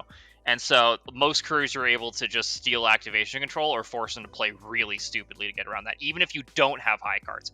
So if you're just hitting like a decent moderate or even a low one, you can sometimes kill one. If you're against Neverborn, there's always going to be a dog you need to shoot. There is not. There's always going to be a dog you need to shoot. There isn't. No, there isn't. Stop it. Oh my god. And then the second great point I think is even I'm sorry, Brandon. You need to edit Corrupted Hounds into this tier list right now. Well, if they were put on the list earlier, when I was like, "Hey, is there I was fine else? not including them." So I'm cutting this. We're not even going to talk about it.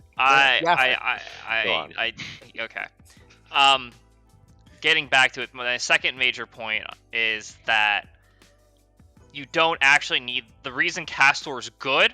And the reason most new factions are good is you pretty much have like no TNs to hit, so you do actually have those extra cards for Angel Eyes. I've been noticing as I play.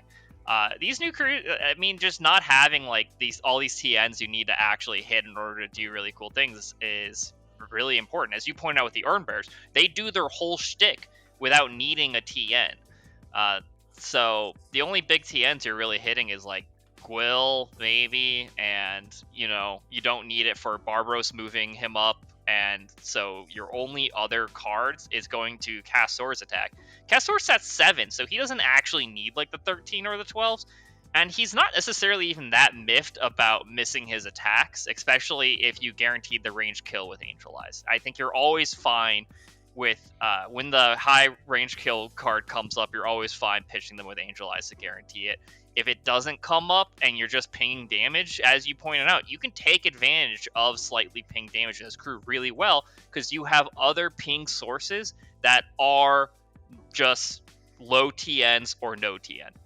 And so you have a lot of really good ways to finish off models. So any small damage you get into people is also super relevant. And she's just a great way of doing pretty consistent damage from really far away. So that's why I think not wrong. She's probably taken both. Yeah, I think so. I've played against Angel Eyes in her current form, like her new form, a couple of times now, and every time, at the very least, what it does is it dramatically changes where I can put things and where I can move things, right? On all of like the low health models, because if you put them in the wrong place slightly, they'll just get deleted. And if they get deleted before they go, that's not only a waste of soul stones, but it can fuck up your unpack. It can screw up all kinds of plans. And like she's really strong at warping the game around her, which probably is bad, but like I don't know, it's Neverborn. I don't think that it's overpowered. I mean, we have her in some matchups, so that's a plus. Yeah, like I mean, just to point out, I just played against this with a guild lawyer, and yeah, but that's a different context. It's not. I think a lot of these games have a lot of these crews, these really good crews, have these 6 7, 5 HP models that if you don't objectively 100% hide from Angel Eyes, you just know that there's always a chance if he has the double severe in hand, you're dead. And that's terrifying. I'm sorry, I thought you were saying you had a guild lawyer in the crew. No, against. I was playing Sure. against a Kast-lore crew. I had guild lawyers, and he just goes, okay, I move Angel Eyes slightly into range, and now I just get to, one-shot your guild lawyer. Sure.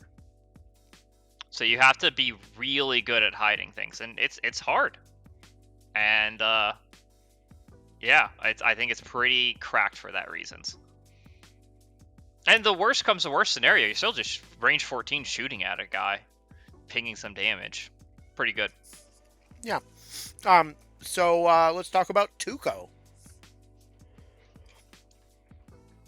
Yeah, so Tuco has Accomplice and a way to move enemy models, and that's pretty good when you have double blasts, and when you have, pulse damage from your totem and stuff, so I don't know, maybe he's okay. He also has, to throw dynamite to move your guys around with that built-in immediately trigger. I don't actually know if I believe that you hired this guy a lot, but I think he's got enough neat tech that you can definitely try him out. I don't know, what are your thoughts, Haku? I think you do have a decent, reliable stagger, so, not the worst, but I think you probably have better ways of moving your models and spending your soul stones in build crews. I think I like him in some matchups for Kast-lore 1.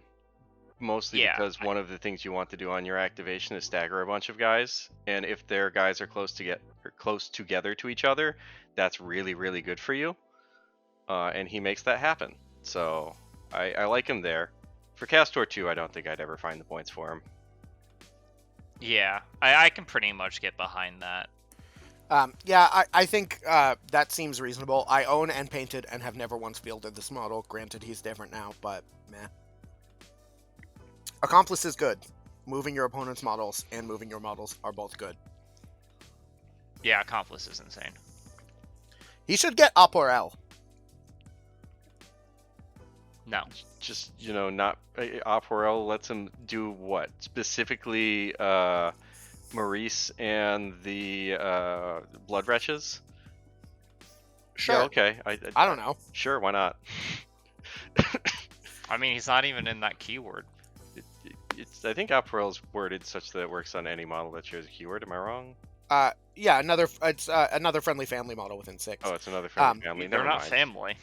Yeah, no, I mean, obviously he gets Opporel for, I don't know, Half-Blood, or for, Nephilim, or for okay. Opporel Neverborn. I don't know. It's just, something like that. He could get a different form of Opporel.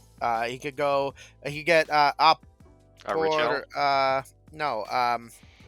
Il. No, I forget what this, I don't know. I didn't take Spanish. Did he get, turned or something? I don't actually remember the lore on this guy. Tuco? Yeah. Yeah, he's same deal as the rest of the Half-Bloods. He got turned. I think it was Nekama's first interaction with the ritual. Perdita. Kidnapped him and they turned him. I think he was the first, actually, if I remember correctly. I'll have to look up a Neverborn thing. Maybe I'm crazy. I don't know. Get Defective Dice in here. He'll know. Dice, where you at? Hold on. I will literally message him right now.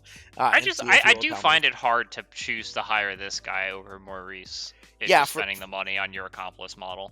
I think sure. Kast-lore 1, you can make it make sense. I don't think you can make it make sense in Kast-lore Really? But 2. Kast-lore 1 actually loves Maurice, too. So just another potential heal ping damage. I mean, that's why Maurice as well is on this list. But yeah. I'm just saying, throw dynamite when it's at move 15 is really fearsome. And also offers a way to move around Marathine with the fire and the whole trigger while you're doing it. Yeah. And also just if you can...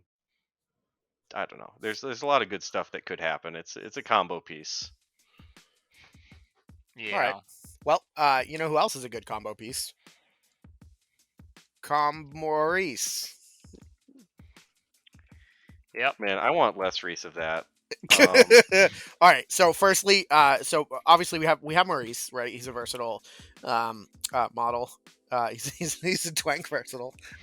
Smash. Please continue. Yeah, so he's got accomplice and backup, which are both pretty good. Backup after it's errated just means if anything attacks you or your friends, you get to gain staggered or pitch cards to hit them back. So that's kind of neat. Not that his attacks are amazing, but like free attacks are free attacks. And he also just hands out cover. So like front of card, he's already looking pretty decent for just like nice tech to just throw in there for random matchups.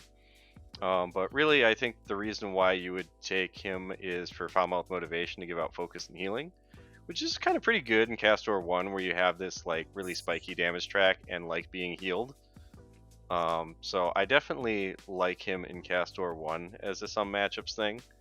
Probably above the Cavern Nephilims for me, maybe right below the Cavern Nephilims, around that pocket. I think you'll see him a lot in Kast-lore 1 at the very least. In Kast-lore 2, I don't really love him, to be honest. I would probably not hire him in Kast-lore 2. I think I agree, but I would not hire him slightly more than Tuco. Haku, what are your thoughts on Mr. Reese here? I just wonder if More I of would him, not less of hire him him? slightly less than my bat friend, but I don't know. No. It's pretty similar. When you don't need to go wide, this guy's better, I guess. And when you want to go wide, Cavern Neph is better. But yeah. Yeah. Foul-mouth is good. Accomplice is good. The shotgun's fine. It's passable. I think I will say my only negative really about Maurice as a whole is that you're obviously you're gonna have him because you bought the Angelized box set. So you might as well play him if you're playing Neverborn. Unfortunately, his model is very two-dimensional. It's like super flat, like he's sort of standing in like a sort of Spitfire T-pose looking thing, and he's got one weapon is like perpendicular to like the ground at a like weird angle. No, it's not perpendicular. It's like V-shaped from his hand out, and the other. It's very weird. It's a very weird pose. I don't think it's good. They really focused on sculpting the six-pack. That was like the biggest thing that they focused, which is correct. Also, smash. But like, yeah, maybe we get an alt sculpt Maurice soon. That'd be The great. reason I don't, I just want to say the reason I don't mind him is because his turn 1 looking like foul-mouth motivation and then just charging your totem to just try to draw 2 cards is fine. It's fine. Also, while we're here, Dice, who, if you don't know, we pay his monthly subscription to have him on call for videos. That's not true, but get in the comments if you think that would be helpful. Tuco Ortega, the Ortegas were being held up by the guild as examples of humans unflinchingly fighting off the Neverborn menace.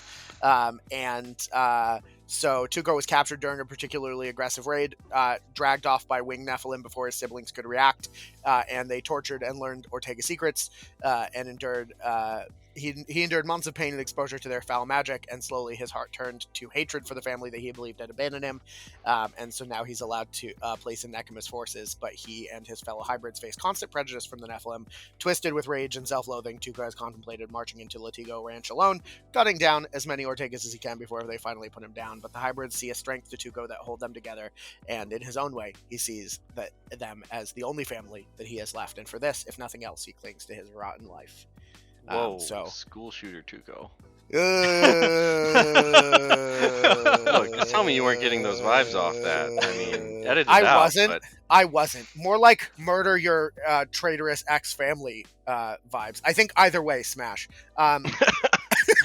No, only the second part, the murder the family traitorous vibes. Okay. My name is Inigo Montoya. I killed my father. Prepare to die. Except for you're Um, just like an edgy like 12-year-old. Your family hasn't actually abandoned you. Yeah, but he and doesn't you're just know being an that. idiot. He doesn't know that. They did though. Yeah, it's like my least favorite trope in like Fiction. fiction is just like these like slight misunderstandings that make you turn out to be like a miserable asshole. It's like you really just couldn't find like another reason for him to join the bad guys. Like, was there like no other way you could try to write some motivation for like, he just thinks he was abandoned. These people Well, tortured yeah. me and mind broke me, and that's therefore, why I'm they're like, my yeah, friends. that's and why the they're peop- my family. Yeah. No. He works begrudgingly for Nekema. His friends are the other Half-Bloods who were also tortured. And How is there any begrudgingly there, though? You either, like, work for him or you don't. You just go, like, holy fuck, dude, these people that tortured me forever finally set me free, No, and I'll just work for them. No, Okay. you have no choice in Malifaux. Malifaux works very surprisingly like Boston, where the rent is outrageous. So you have no choice but to work for people like Nekema. And then, it's because they kidnapped and tortured you. And also, Dice said, and then he went to the honeypot and tried to kill Jacob, but failed, and then he was a sad boy. Yeah. That and would make also, sure you can't live in Malifaux again.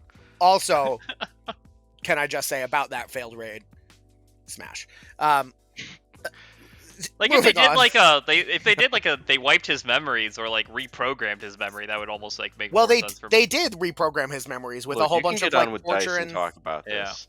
All right. Well, comment below if you want the whole dichotomy of Tuco and the hero's journey video from Dice and I with special guests. I don't know, whichever one of you two wants to be on it. And all right, mysterious emissary, a psychologist. Smash. All right, so yes, mysterious emissary. You beat me to it. I mean, that's strong jawline. It is a very strong jawline. It might be the strongest jawline in all of Malifaux. But this goes pretty much, I think, to definitely auto-include for probably both. I don't know. It's Mysterious Emissary. You pick a crew, you pick a Neverborn crew, take 2 ancient packs, then hire Mysterious Emissary and figure out what master you're playing. Like, I don't know. But the reason why I like him particularly in both of these crews is, firstly, for his move attack, Kast-lore 1 can already stagger this thing, so you really easily can use a wider variety of tomes to get the hazardous out to begin with. And for Kast-lore 2, you can like kidnap enemies into severe terrain to begin with, so that you just automatically get them on the negative, and anything really works at that point in time to start getting out the hazardous. And Kast-lore 2 ignores the hazardous. The whole crew has lots of ways to move people around and leverage that hazardous more. Hazardous. I don't know. There's a lot of times I can say that word. But you also just have a lot of ways to advance the Mysterious Emissary up the board too, to negate his other like weakness of just being kind of fast at move 6 unimpeded. So like all of the reasons why this model is good and all of the reasons why this model are bad like kind of just work out to be net good in this this keyword, more so than it is usually, I think. So yeah, you can take advantage of him very well. Yeah. Haku, you got thoughts on Mr. ES? Yeah, I'd probably take him slightly less than 2, just because I think most of your movement effects went into Kast-lore 2, and you don't necessarily... I don't actually think the move shenanigans are going to generate much benefit with okay, the so here's hungering your play lane pattern, markers, right? but maybe. You go with some sort of Urn Bearer. You shunt Kast-lore 4 inches up the board. You go with Barbaros. You shunt Kast-lore 6 more inches up the board. Shove aside, Barbaros goes another 4 inches up, so he's like 9 inches up the board. And then you bring it on the Emissary, and the Emissary is now 8 inches up the board, and you've got this like bubble of terrifying things that haven't activated already, right? Yeah, that are just going to get attacked a lot. But yeah, like that's always my problem with like crews that move up the board, a whole crew, because you generally are making yourself vulnerable. Don't get me wrong, the models you listed are all decently tanky, and you still have Gwyll to heal them, but it's just... You don't even have to do this like first activation, second activation. You can do it later in the turn where they have fewer responses. Like it's. But there's my point is that you still have movement effects for the Emissary to get him up the board. It's not one or the other here. I think focusing them on one is slightly better, but I get your point. I'm just not necessarily sold that he's the next best damage option, but he probably is. I still think I take Angel Eyes over him at this point in the game. Because Angel Eyes is much more likely to actually kill a model in turn activation control with my cards than I think Mysterious Emissary. So they kill different targets. Yeah. Emissary is much better against the bruisery type crews where you've got like your game plan focused in on like 2 or 3 models. And when one of those models is in your Roots from Below hazardous terrain, like they hate their life, right? Yeah. If you know Angelize you're is going, good at killing literally everything else. if you know you're going up against like another like elite crew, I can see taking Emissary over Angelize, but I just see that variety of crew more popular right now than. oh, I actually don't. I actually see crews that Angelize normally takes advantage of much more often at the moment. And therein So- lies our fundamental disagreement. But like Yep. you've heard both of our points. Play whatever makes sense for your meta. Yeah. To be honest, the thing that you've argued me the most into is putting Angel Eyes back up into always included. But Yes. yeah, She should be there. I don't know. I don't. I agree, think but it's I think fine. I'm doing that. So Mysterious Emissary is a hell of a guy. The big deal is that he drops hazardous markers. I think that that's really strong. And you have a buttload of movement stuff to move them through them. He doesn't hit particularly strong in his attacks by himself, but like he can punch melee, he can punch blasts, which are markers, and he can punch. He can get roots from below against 6 against move, which is real strong. He's a good model. He does things, and dropping those markers is bomb when you have a billion movement things to mess with.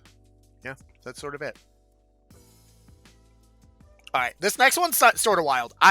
I guess I don't know. I'm not sure how I feel about this. Landon's very up on her. I'm sad though because I want to play Kalodi. So I want Vasilisa. to play Kalodi too, man. Why do you think she's on the list? All right. Why? What? That's a great question. Why is she on the list? Why don't you tell us? All right, so this is like a Kast-lore 1 plant. If I'm being honest, I don't think this is a Kast-lore 2 model. So we can start out there. But firstly, Vasilisa is just an amazing beat stick when you're targeting staggered models. That is reasonably tanky when your opponent's not expecting armor to exist, which they maybe should, maybe shouldn't with Kast-lore 1. Don't know. But like Needle and Thread being stat 7 that ignores all negatives to its dual and damage flip is just really, really good.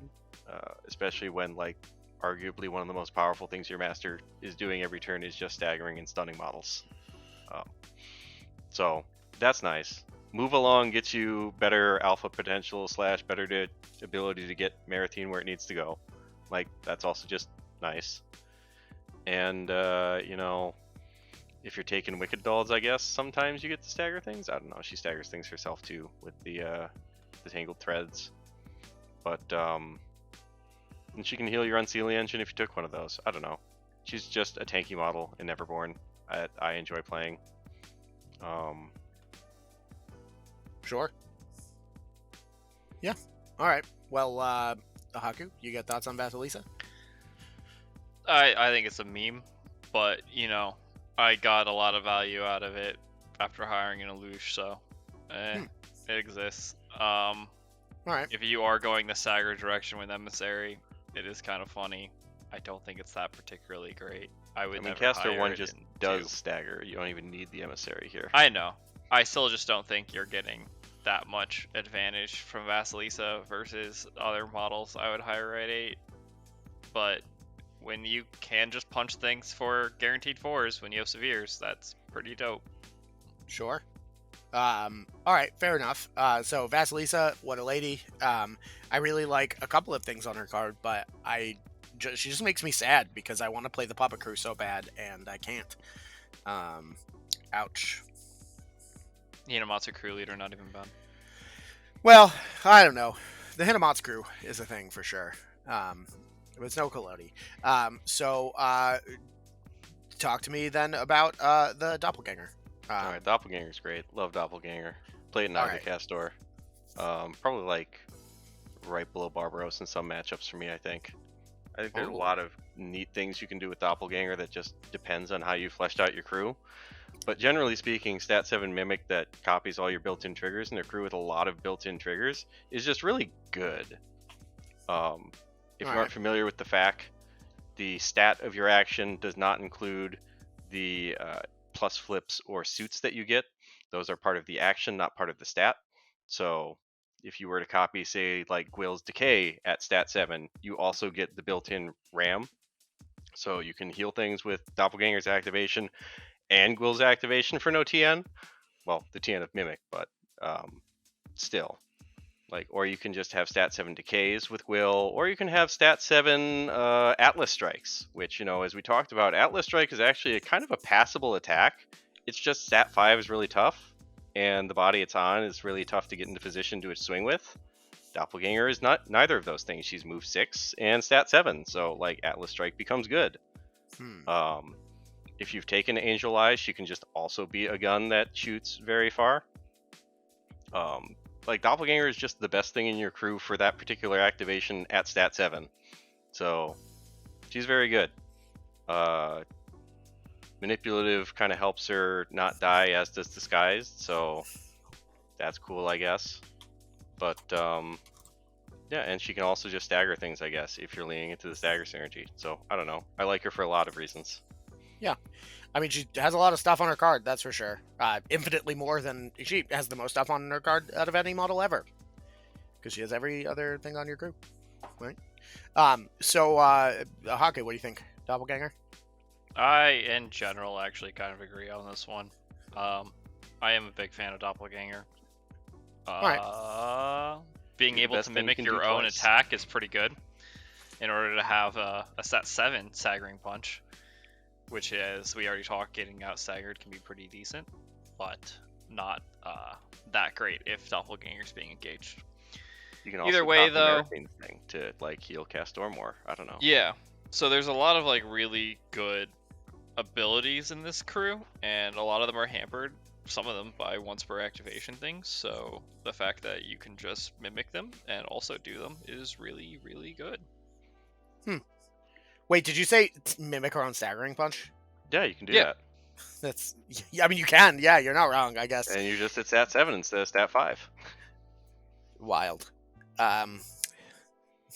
Wild stuff. Do it yeah. for lore, to have a stat 7 lore.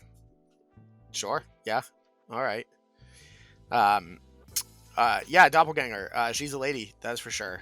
Maybe Don't Mind Me will be more relevant next GG, but I don't know that it even is, quite frankly. You probably don't want her engaged by a bunch of stuff. Maybe you do. I mean, she's not super tanky, but manipulative's good. She can't be charged. I do like the Doppelganger. Mine's glittery. Only also living, so you can heal her with Gwyll. Yeah, you're not wrong. That's true. She is living. Interesting stuff. You've given me things to think about that I haven't thought about before. And I'm not sure how I feel about the Doppelganger, but I'll defer to you, Landon, and Haku. Yeah, you just have one of the best gun lines in the game with Angel Eyes Doppelganger. It's kind of gross. So, it's really gross. You can play it in any Neverborn list. Yeah, well, you know what else you can play in any Neverborn list? Three Doll. Wicked Dolls in a trench coat, because they're the best 3 models of your 18 I'm gonna points downgrade Republic these Temp. to sometimes include rather than auto include, because you're only putting them in my opinion, when you need something else to carry Ancient Pact and you need a like 3 Soulstone body. Like otherwise you're just gonna take 3 stones. Oh. But sometimes you would rather have the body than 3 stones, and they're really good at that. Yeah. No. I think it's pretty rare, actually. Legitimately, I think it's pretty rare in Kasore, after seeing, especially with Angel Eyes, how hungry you can get for stones, that the 3 soul stones is probably better in your cache. And I normally hate taking a cache, but I've seen how good it can be in this crew. Yeah, fair enough. Taking Angel Eyes, you definitely don't take a Wicked Doll, I agree. But I don't always want to take Angel Eyes like Haku does, so I don't know. Yeah, I hear what you're saying, and like these are all reasonable things, but no, Windmill Slam 3 of them every time. Okay, yeah, sure, because you're playing Vasilisa, and so you Windmill Slam 3 Wicked Dolls. I'm with you. And we're playing Kalodi. We're playing Kalodi. Yeah, second Master Kalodi. All right, where am I putting them for real though? I would put them in some matchups, to be honest. They're going at the top of some matchups, and you can't talk me out of it. Okay. I'm sad by this. I love Wicked Dolls. They're great. I would hire them all the time when I played Neverborn. All the time. They're almost never higher for me. I'll just say that. Dude, they're so good. Are you kidding me? They can make Pandora Oh, they can't anymore. Well, look. That's not the point. They're adorable. And Look, they have Accomplice, and we included every other model with Accomplice here. Yeah, but now they're just better models with Accomplice that actually do something that makes you want to Accomplice into another model. We can move on. Hey, Threaten arguably is that, but it's fine. Moving on. Gross. All right, so Resurrectionists. That's the name of the game. So if you're playing Kast-lore in a Resur crew, these are some of the keyword versatile out of keyword hires that you might want.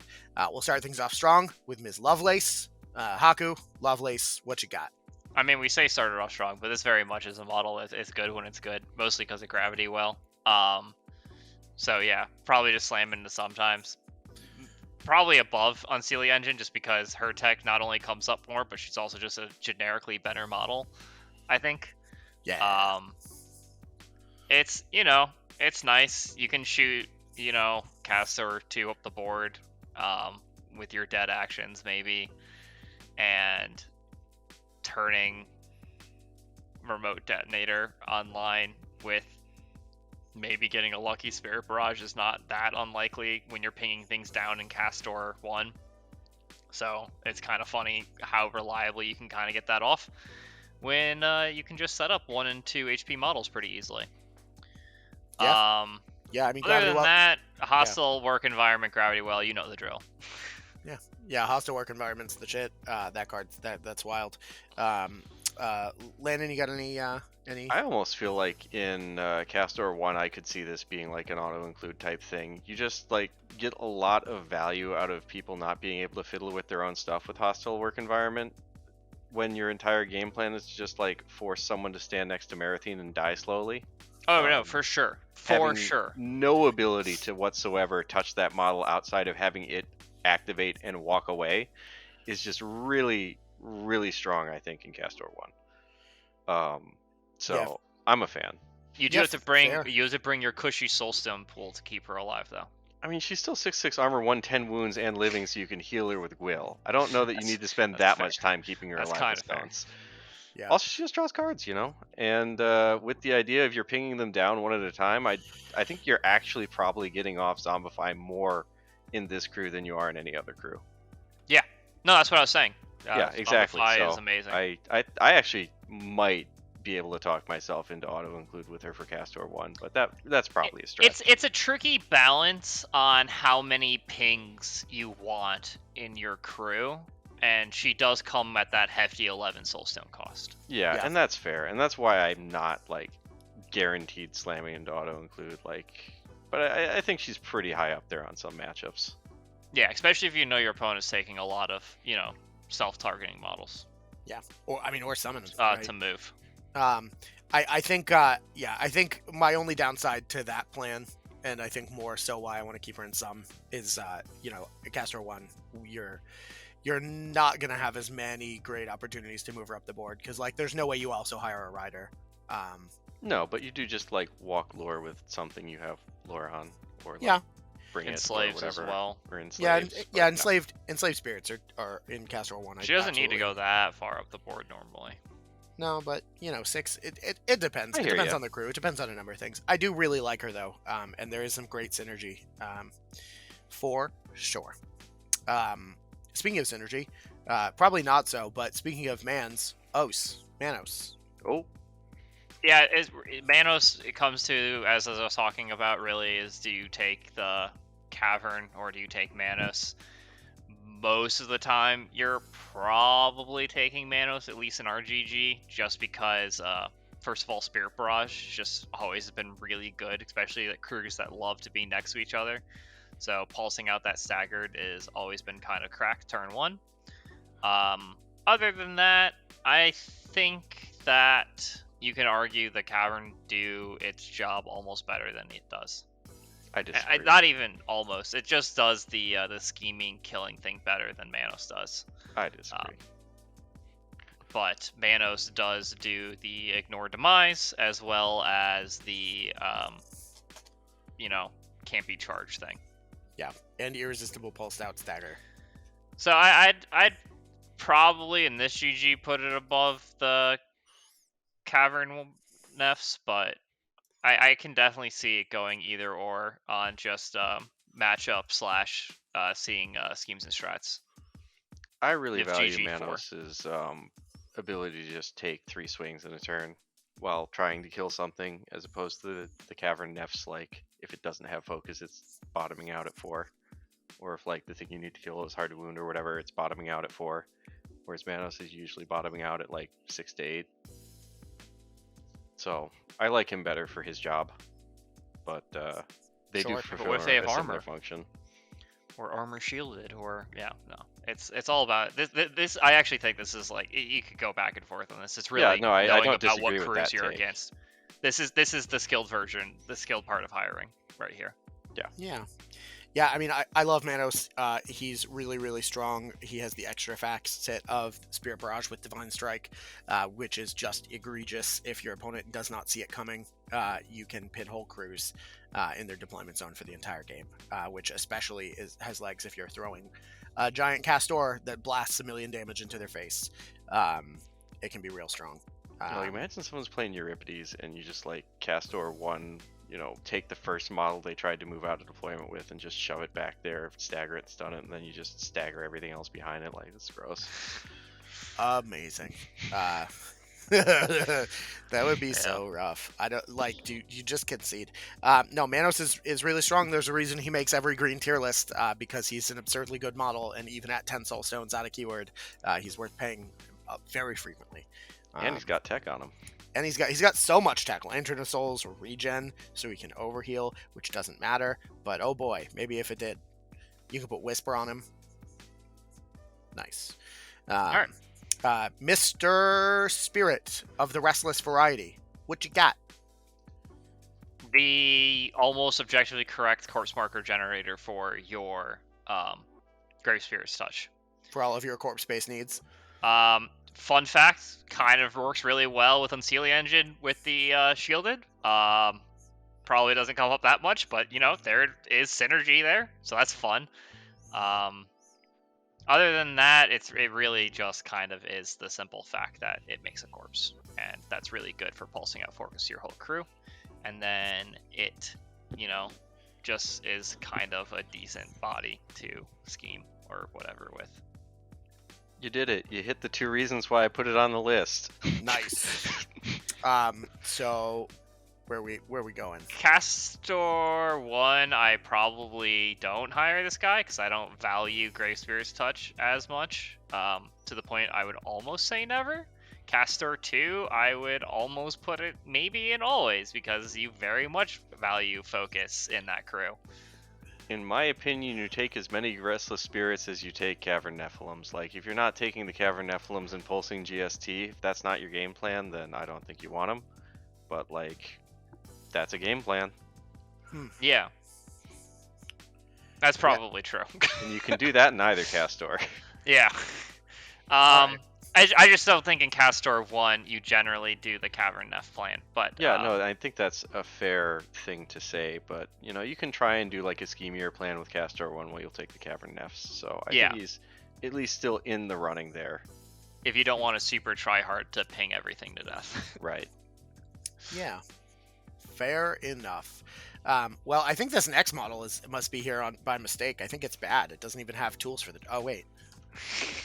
All right, awkward. Do you want to talk for 55 minutes on tools for the job and how it's like a garbage ability that is bad and you should never hire? Tools for the job doesn't matter in this crew. There's my hot take. Yeah, most of the crews I play actually absolutely adore tools for the job. I don't think tools for the job is that relevant in this crew because as we talked about, most of your TNs are pretty low. If you're doing a cavern play go all in crew, then this becomes a little bit more relevant, but most of the time, all of, like, even if you're blanking attacks on Kast-lore 2, you don't necessarily care that much to just miss one attack. But the simple fact that it also does other really good things makes it a very good model. Yeah. The healing is really nice in this crew.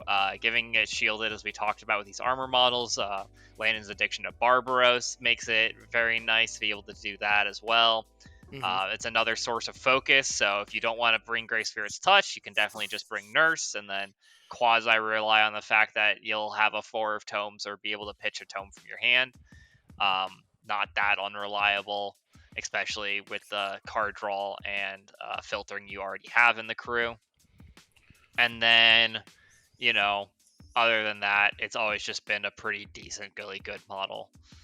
Yeah, that covers So, a lot of the how bases. obnoxious Bedside Manor is with Urn Bearers if they don't kill it in one shot. Yeah, buddy, Yeah. That's what I was going to say. You stole it from me. Yeah, dude, Bedside Manor, what a card. People always forget about that ability, too. I don't know why. It's really, really strong. It's sort of one of the best things. Yeah, Maybe- so I was gonna say honor card, but that's not true. But it is very good. this one of the reasons I really like it is it works into the ping list because the bonus action heal is the ping. You don't need to rely on the Urn Bearer. So you can just, for me, you can almost just. Also, you could just pull here or there if you do have to heal a different model for weird reasons. I would almost always include her in 1 and then probably actually sometimes in 2. Wildly enough. Do I always hire in That seems 1? like a take. Yeah, I don't know. I actually don't really know exactly where I put it. I guess if you want to play safe, just put it in sometimes in both. Yeah, I don't think it's an always include for me, especially with Angel Eyes running around.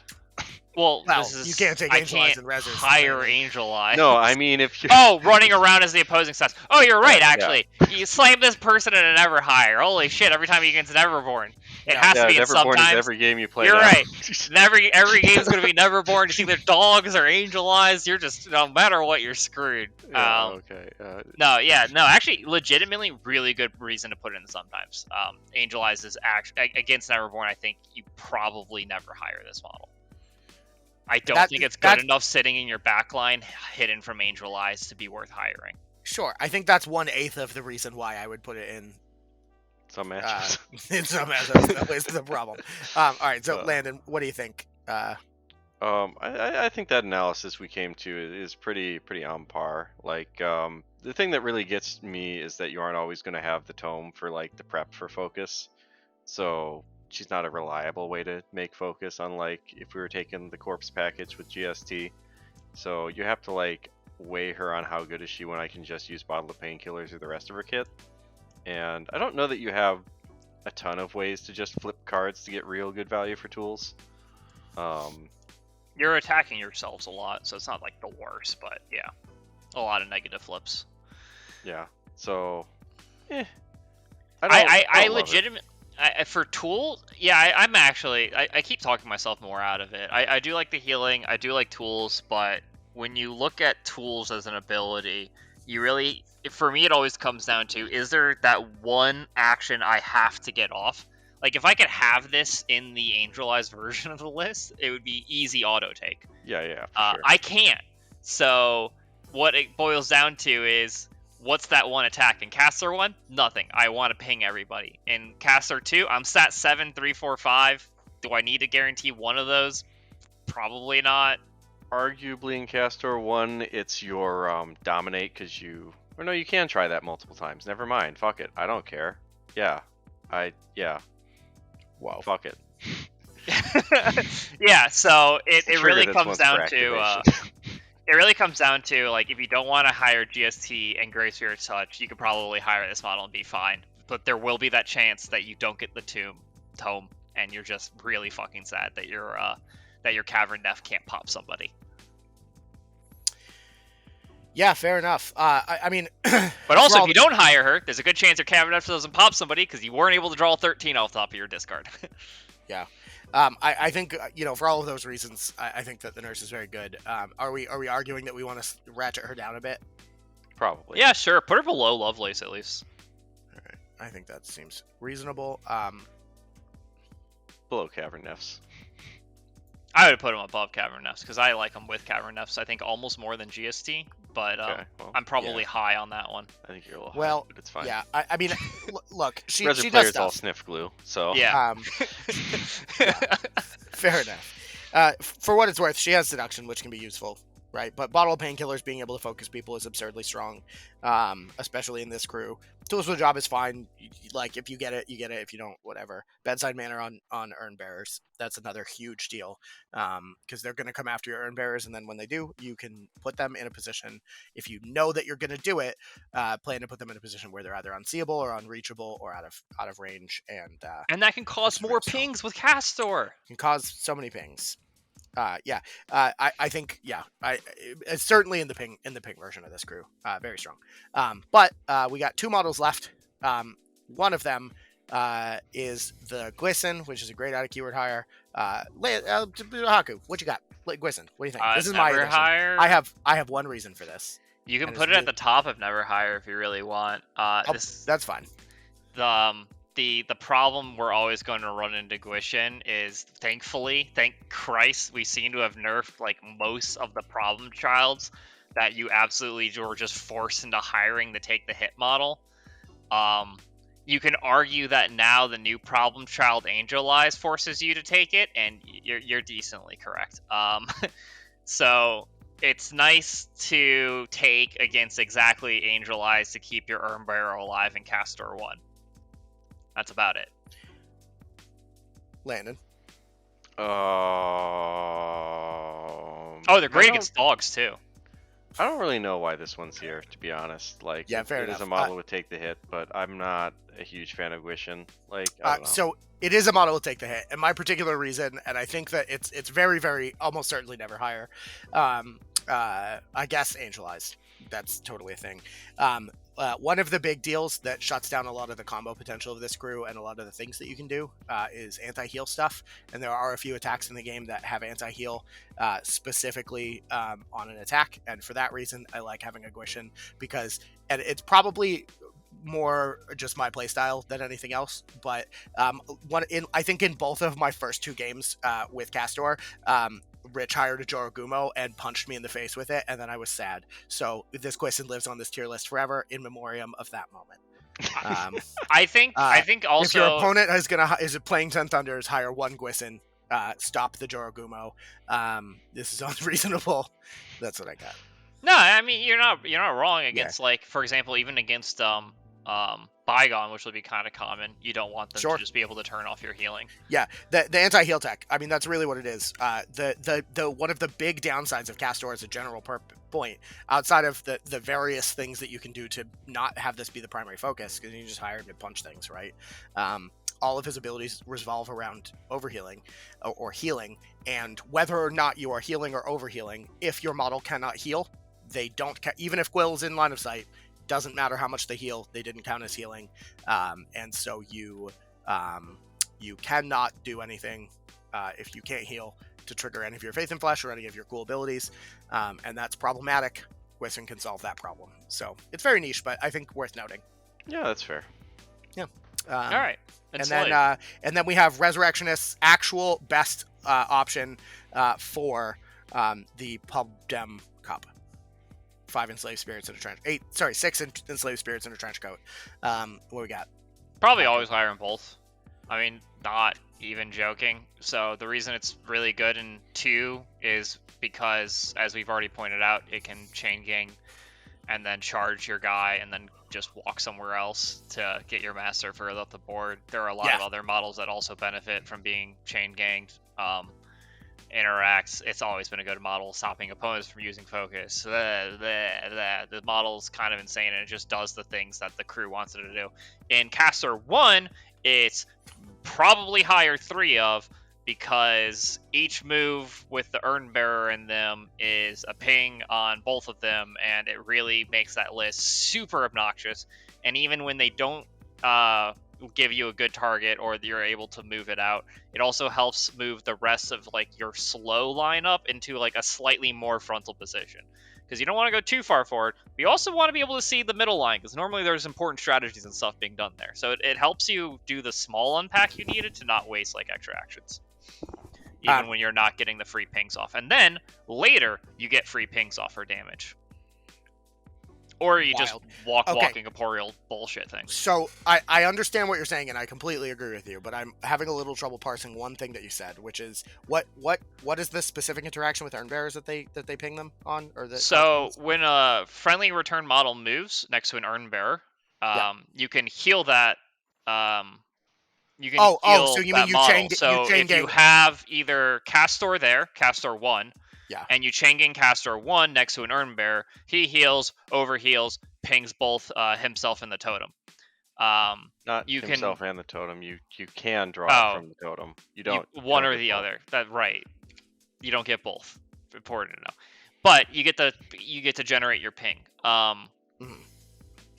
And you can do that if you take Unseelie Engine. You can do that from a much further range, because he can. You can have the Unseelie Engine be the one being moved, and then he heals Kast-lore from 8, and then Kast-lore gets to then generate the ping. So either way, that interaction I think is easily worth 3 soul stones on a model that can then also do other relevant things and helps you unpack. Yeah. Only cold takes here. Like your money's good. This I agree entirely. Yeah, I mean, I think this that guy's a GG3 all-star. Yeah, Enslaved Spirit is literally one of the best models in Resers. You should be probably own this model. They luckily, unfortunately, it's $100 to get any of them, but plus side is I think you do get like 5 or 8 or some number of them.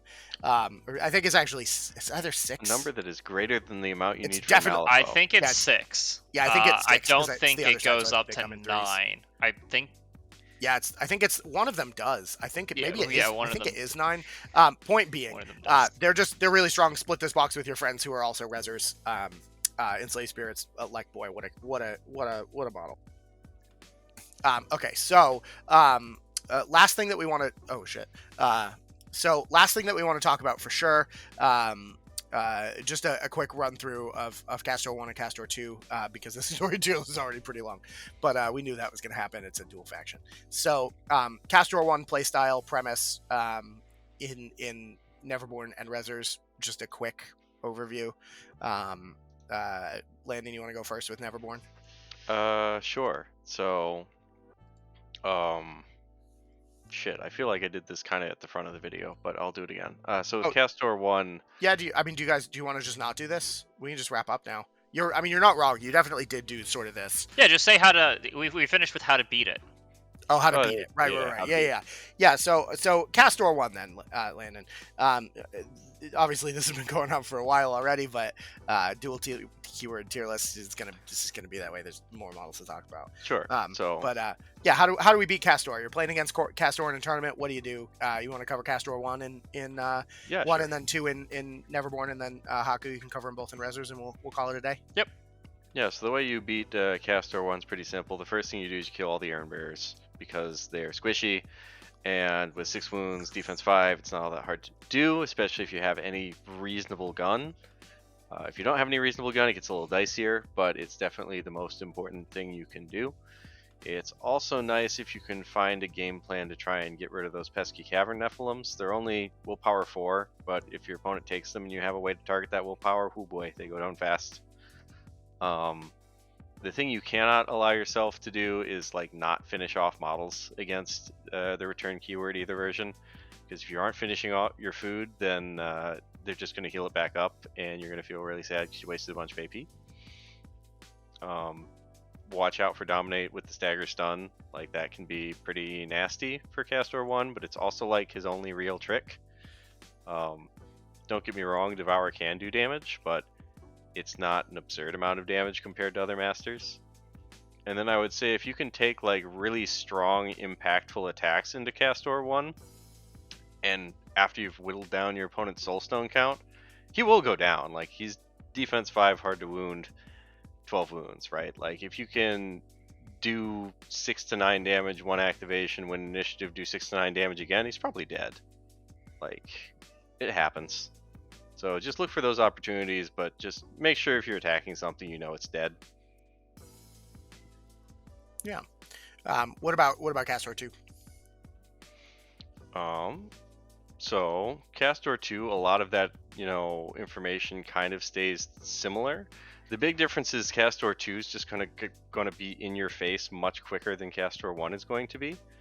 And, you can't just move the totem away to make it not scary like you can in Kast-lore 1. With defense 3, there's a lot of effects in the game you can use to push enemy models to just, after he's put Marathine where it needs to go in Kast-lore 1, moved away. With Broodmaster's Blade in Kast-lore 2, it's always going to be exactly where it wants to be, which is next to Kast-lore 1 charging you. So it's much more difficult to deal with that model in this version of the crew. Just take something that stops a model from healing, like Brandon said earlier in the video, and it's much easier to deal with Kast-lore 2, because you kind of are asked if you are able to pump as much damage as possible into Kast-lore 2, or you just kind of have to try and play the game accepting that he's going to be taking 3 stat 7 attacks at you, or even worse, visceral rampaging all your stuff out of position and then letting it die. So like, it's not a good spot to be in if you can't kill Kast-lore 2 playing against Kast-lore 2. But if you can kill the rest of his crew, he's not going to win the game by himself. Yeah. Fair enough. And I think, so specifically when you're playing against Kastore and Neverborn, I think that the things that you have to do in addition to everything Lyndon said, definitely watch out for the Emissary. Taking some sort of generic marker removal, I think, is a great idea. Obviously, you know, something that can give cover or concealment or the ability to just shut off Angel Eyes is super, super helpful. Oh, never mind. She ignores all that. Right. Sorry, I forgot. She used to not. My bad. Hide all your models behind one big forest because otherwise Angel Eyes is going to kill them all. I think larger size 3 models can also do it if you just line it up well, especially if he doesn't have ways to move Angel Eyes or focus Angel Eyes outside of her activation. Yeah, like if she can't focus bonus shoot, she's in a much worse spot. Yeah, and you know, parking an Enslaved Spirit right next to her. That's the way to do it. Not really. Just kill her. I wish. It's fine. If only. And make a return keyword for no reason. Yeah. Or just give Kast-lore the Half-Blood keyword too. That's a much better way to handle that. Haku, what about in Resers? What are the specific things to worry about? I think the same logic almost holds true, except for instead of Urn Bearers, maybe you kill the Enslaved Spirit because they'll be more visible. I don't actually know. If you can kill the Urn Bearers, kill the Urn Bearers. Big thing is the totem dies if the master dies, so generally it actually a lot boils down to kill the master, especially because that'll be the one in your face. If you have anti-healing, definitely take it. I don't know if there's a single anti-healing in the game I wouldn't take against this crew at this point. Abominations. Yeah. Maybe. I would still take the A-bombs. Shout out to Brian. I probably would as well. I honestly would just take... I actually... No joke, Horseman Rider Levy, great against this crew. Especially if you're going Kasotre 2, just because you're going to want those ruthless models. Terrifying 12 is super annoying on a hard-to-wound model that heals a bunch. So make sure, try to hire a model that you know can body this model if you're playing against Kasotre 2. This will be in your face, it will be annoying with the deal with, and if you don't kill it, him and the totem will just run rampage over you. So... definitely look inside your faction for any model, any of those big ruthless models that can just be like, I'll kill it. You can remember that they don't actually do that much damage.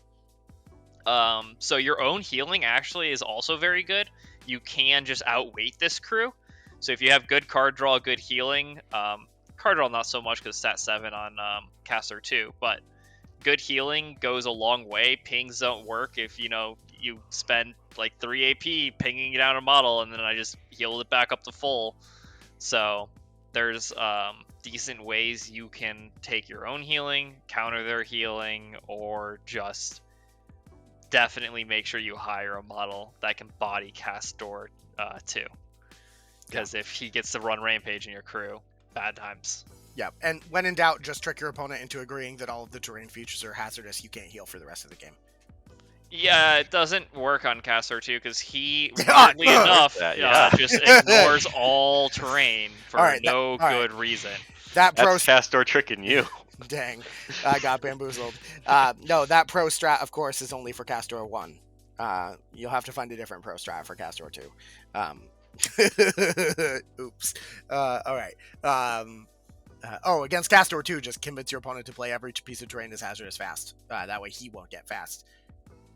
Is it May? It might be May. It's not. Ignores. Oh, damn. I got so tilted over that. Like, if anyone watched my game, I didn't have a lot of time to read up on this crew before I played, and I've only read them and played them briefly.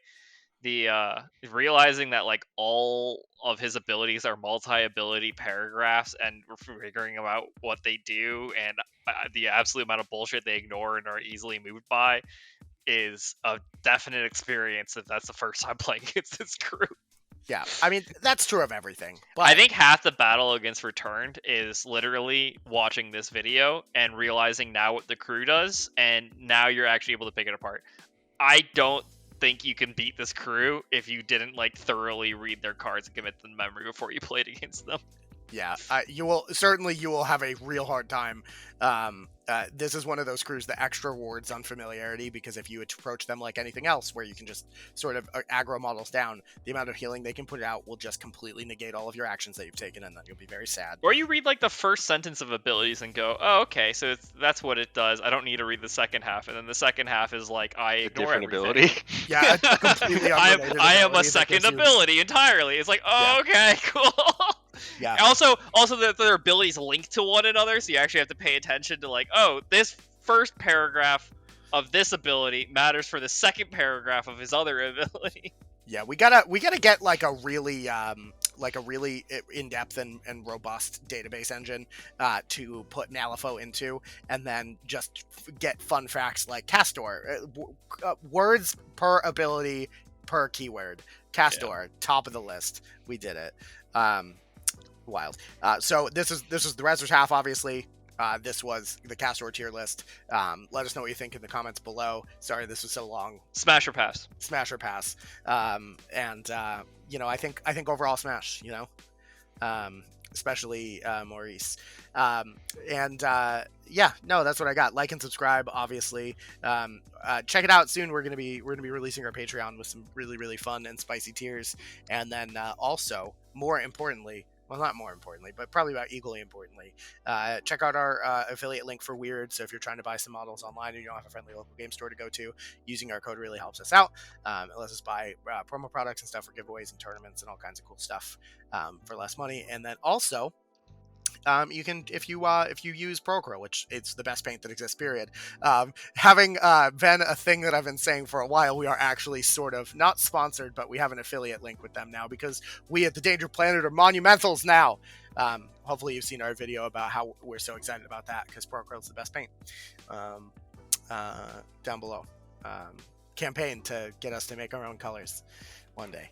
I think that concludes the Kast-lore tier list. Thank you as always, Haku, Pope. It's been lovely chatting with you again. Yeah, thanks for having us. Yeah. Do you have any parting words for the internet? Smash. Nice. Are we going to see is this going to be out before Texas? Do I say see you in Texas? You can say see you in Texas, but it should be out before Texas. Yeah. I mean, we're like mid-September recording this. It'll probably take me a couple days to edit, and then it's just going to go into the queue. We have a bunch going on right now, but it should be. Yeah. I think see you in Texas is appropriate. Yeah. Yeah, so hopefully we'll all see you in Texas, because we'll all be there. Please don't hire Angel Eyes. That model sucks. Never hire.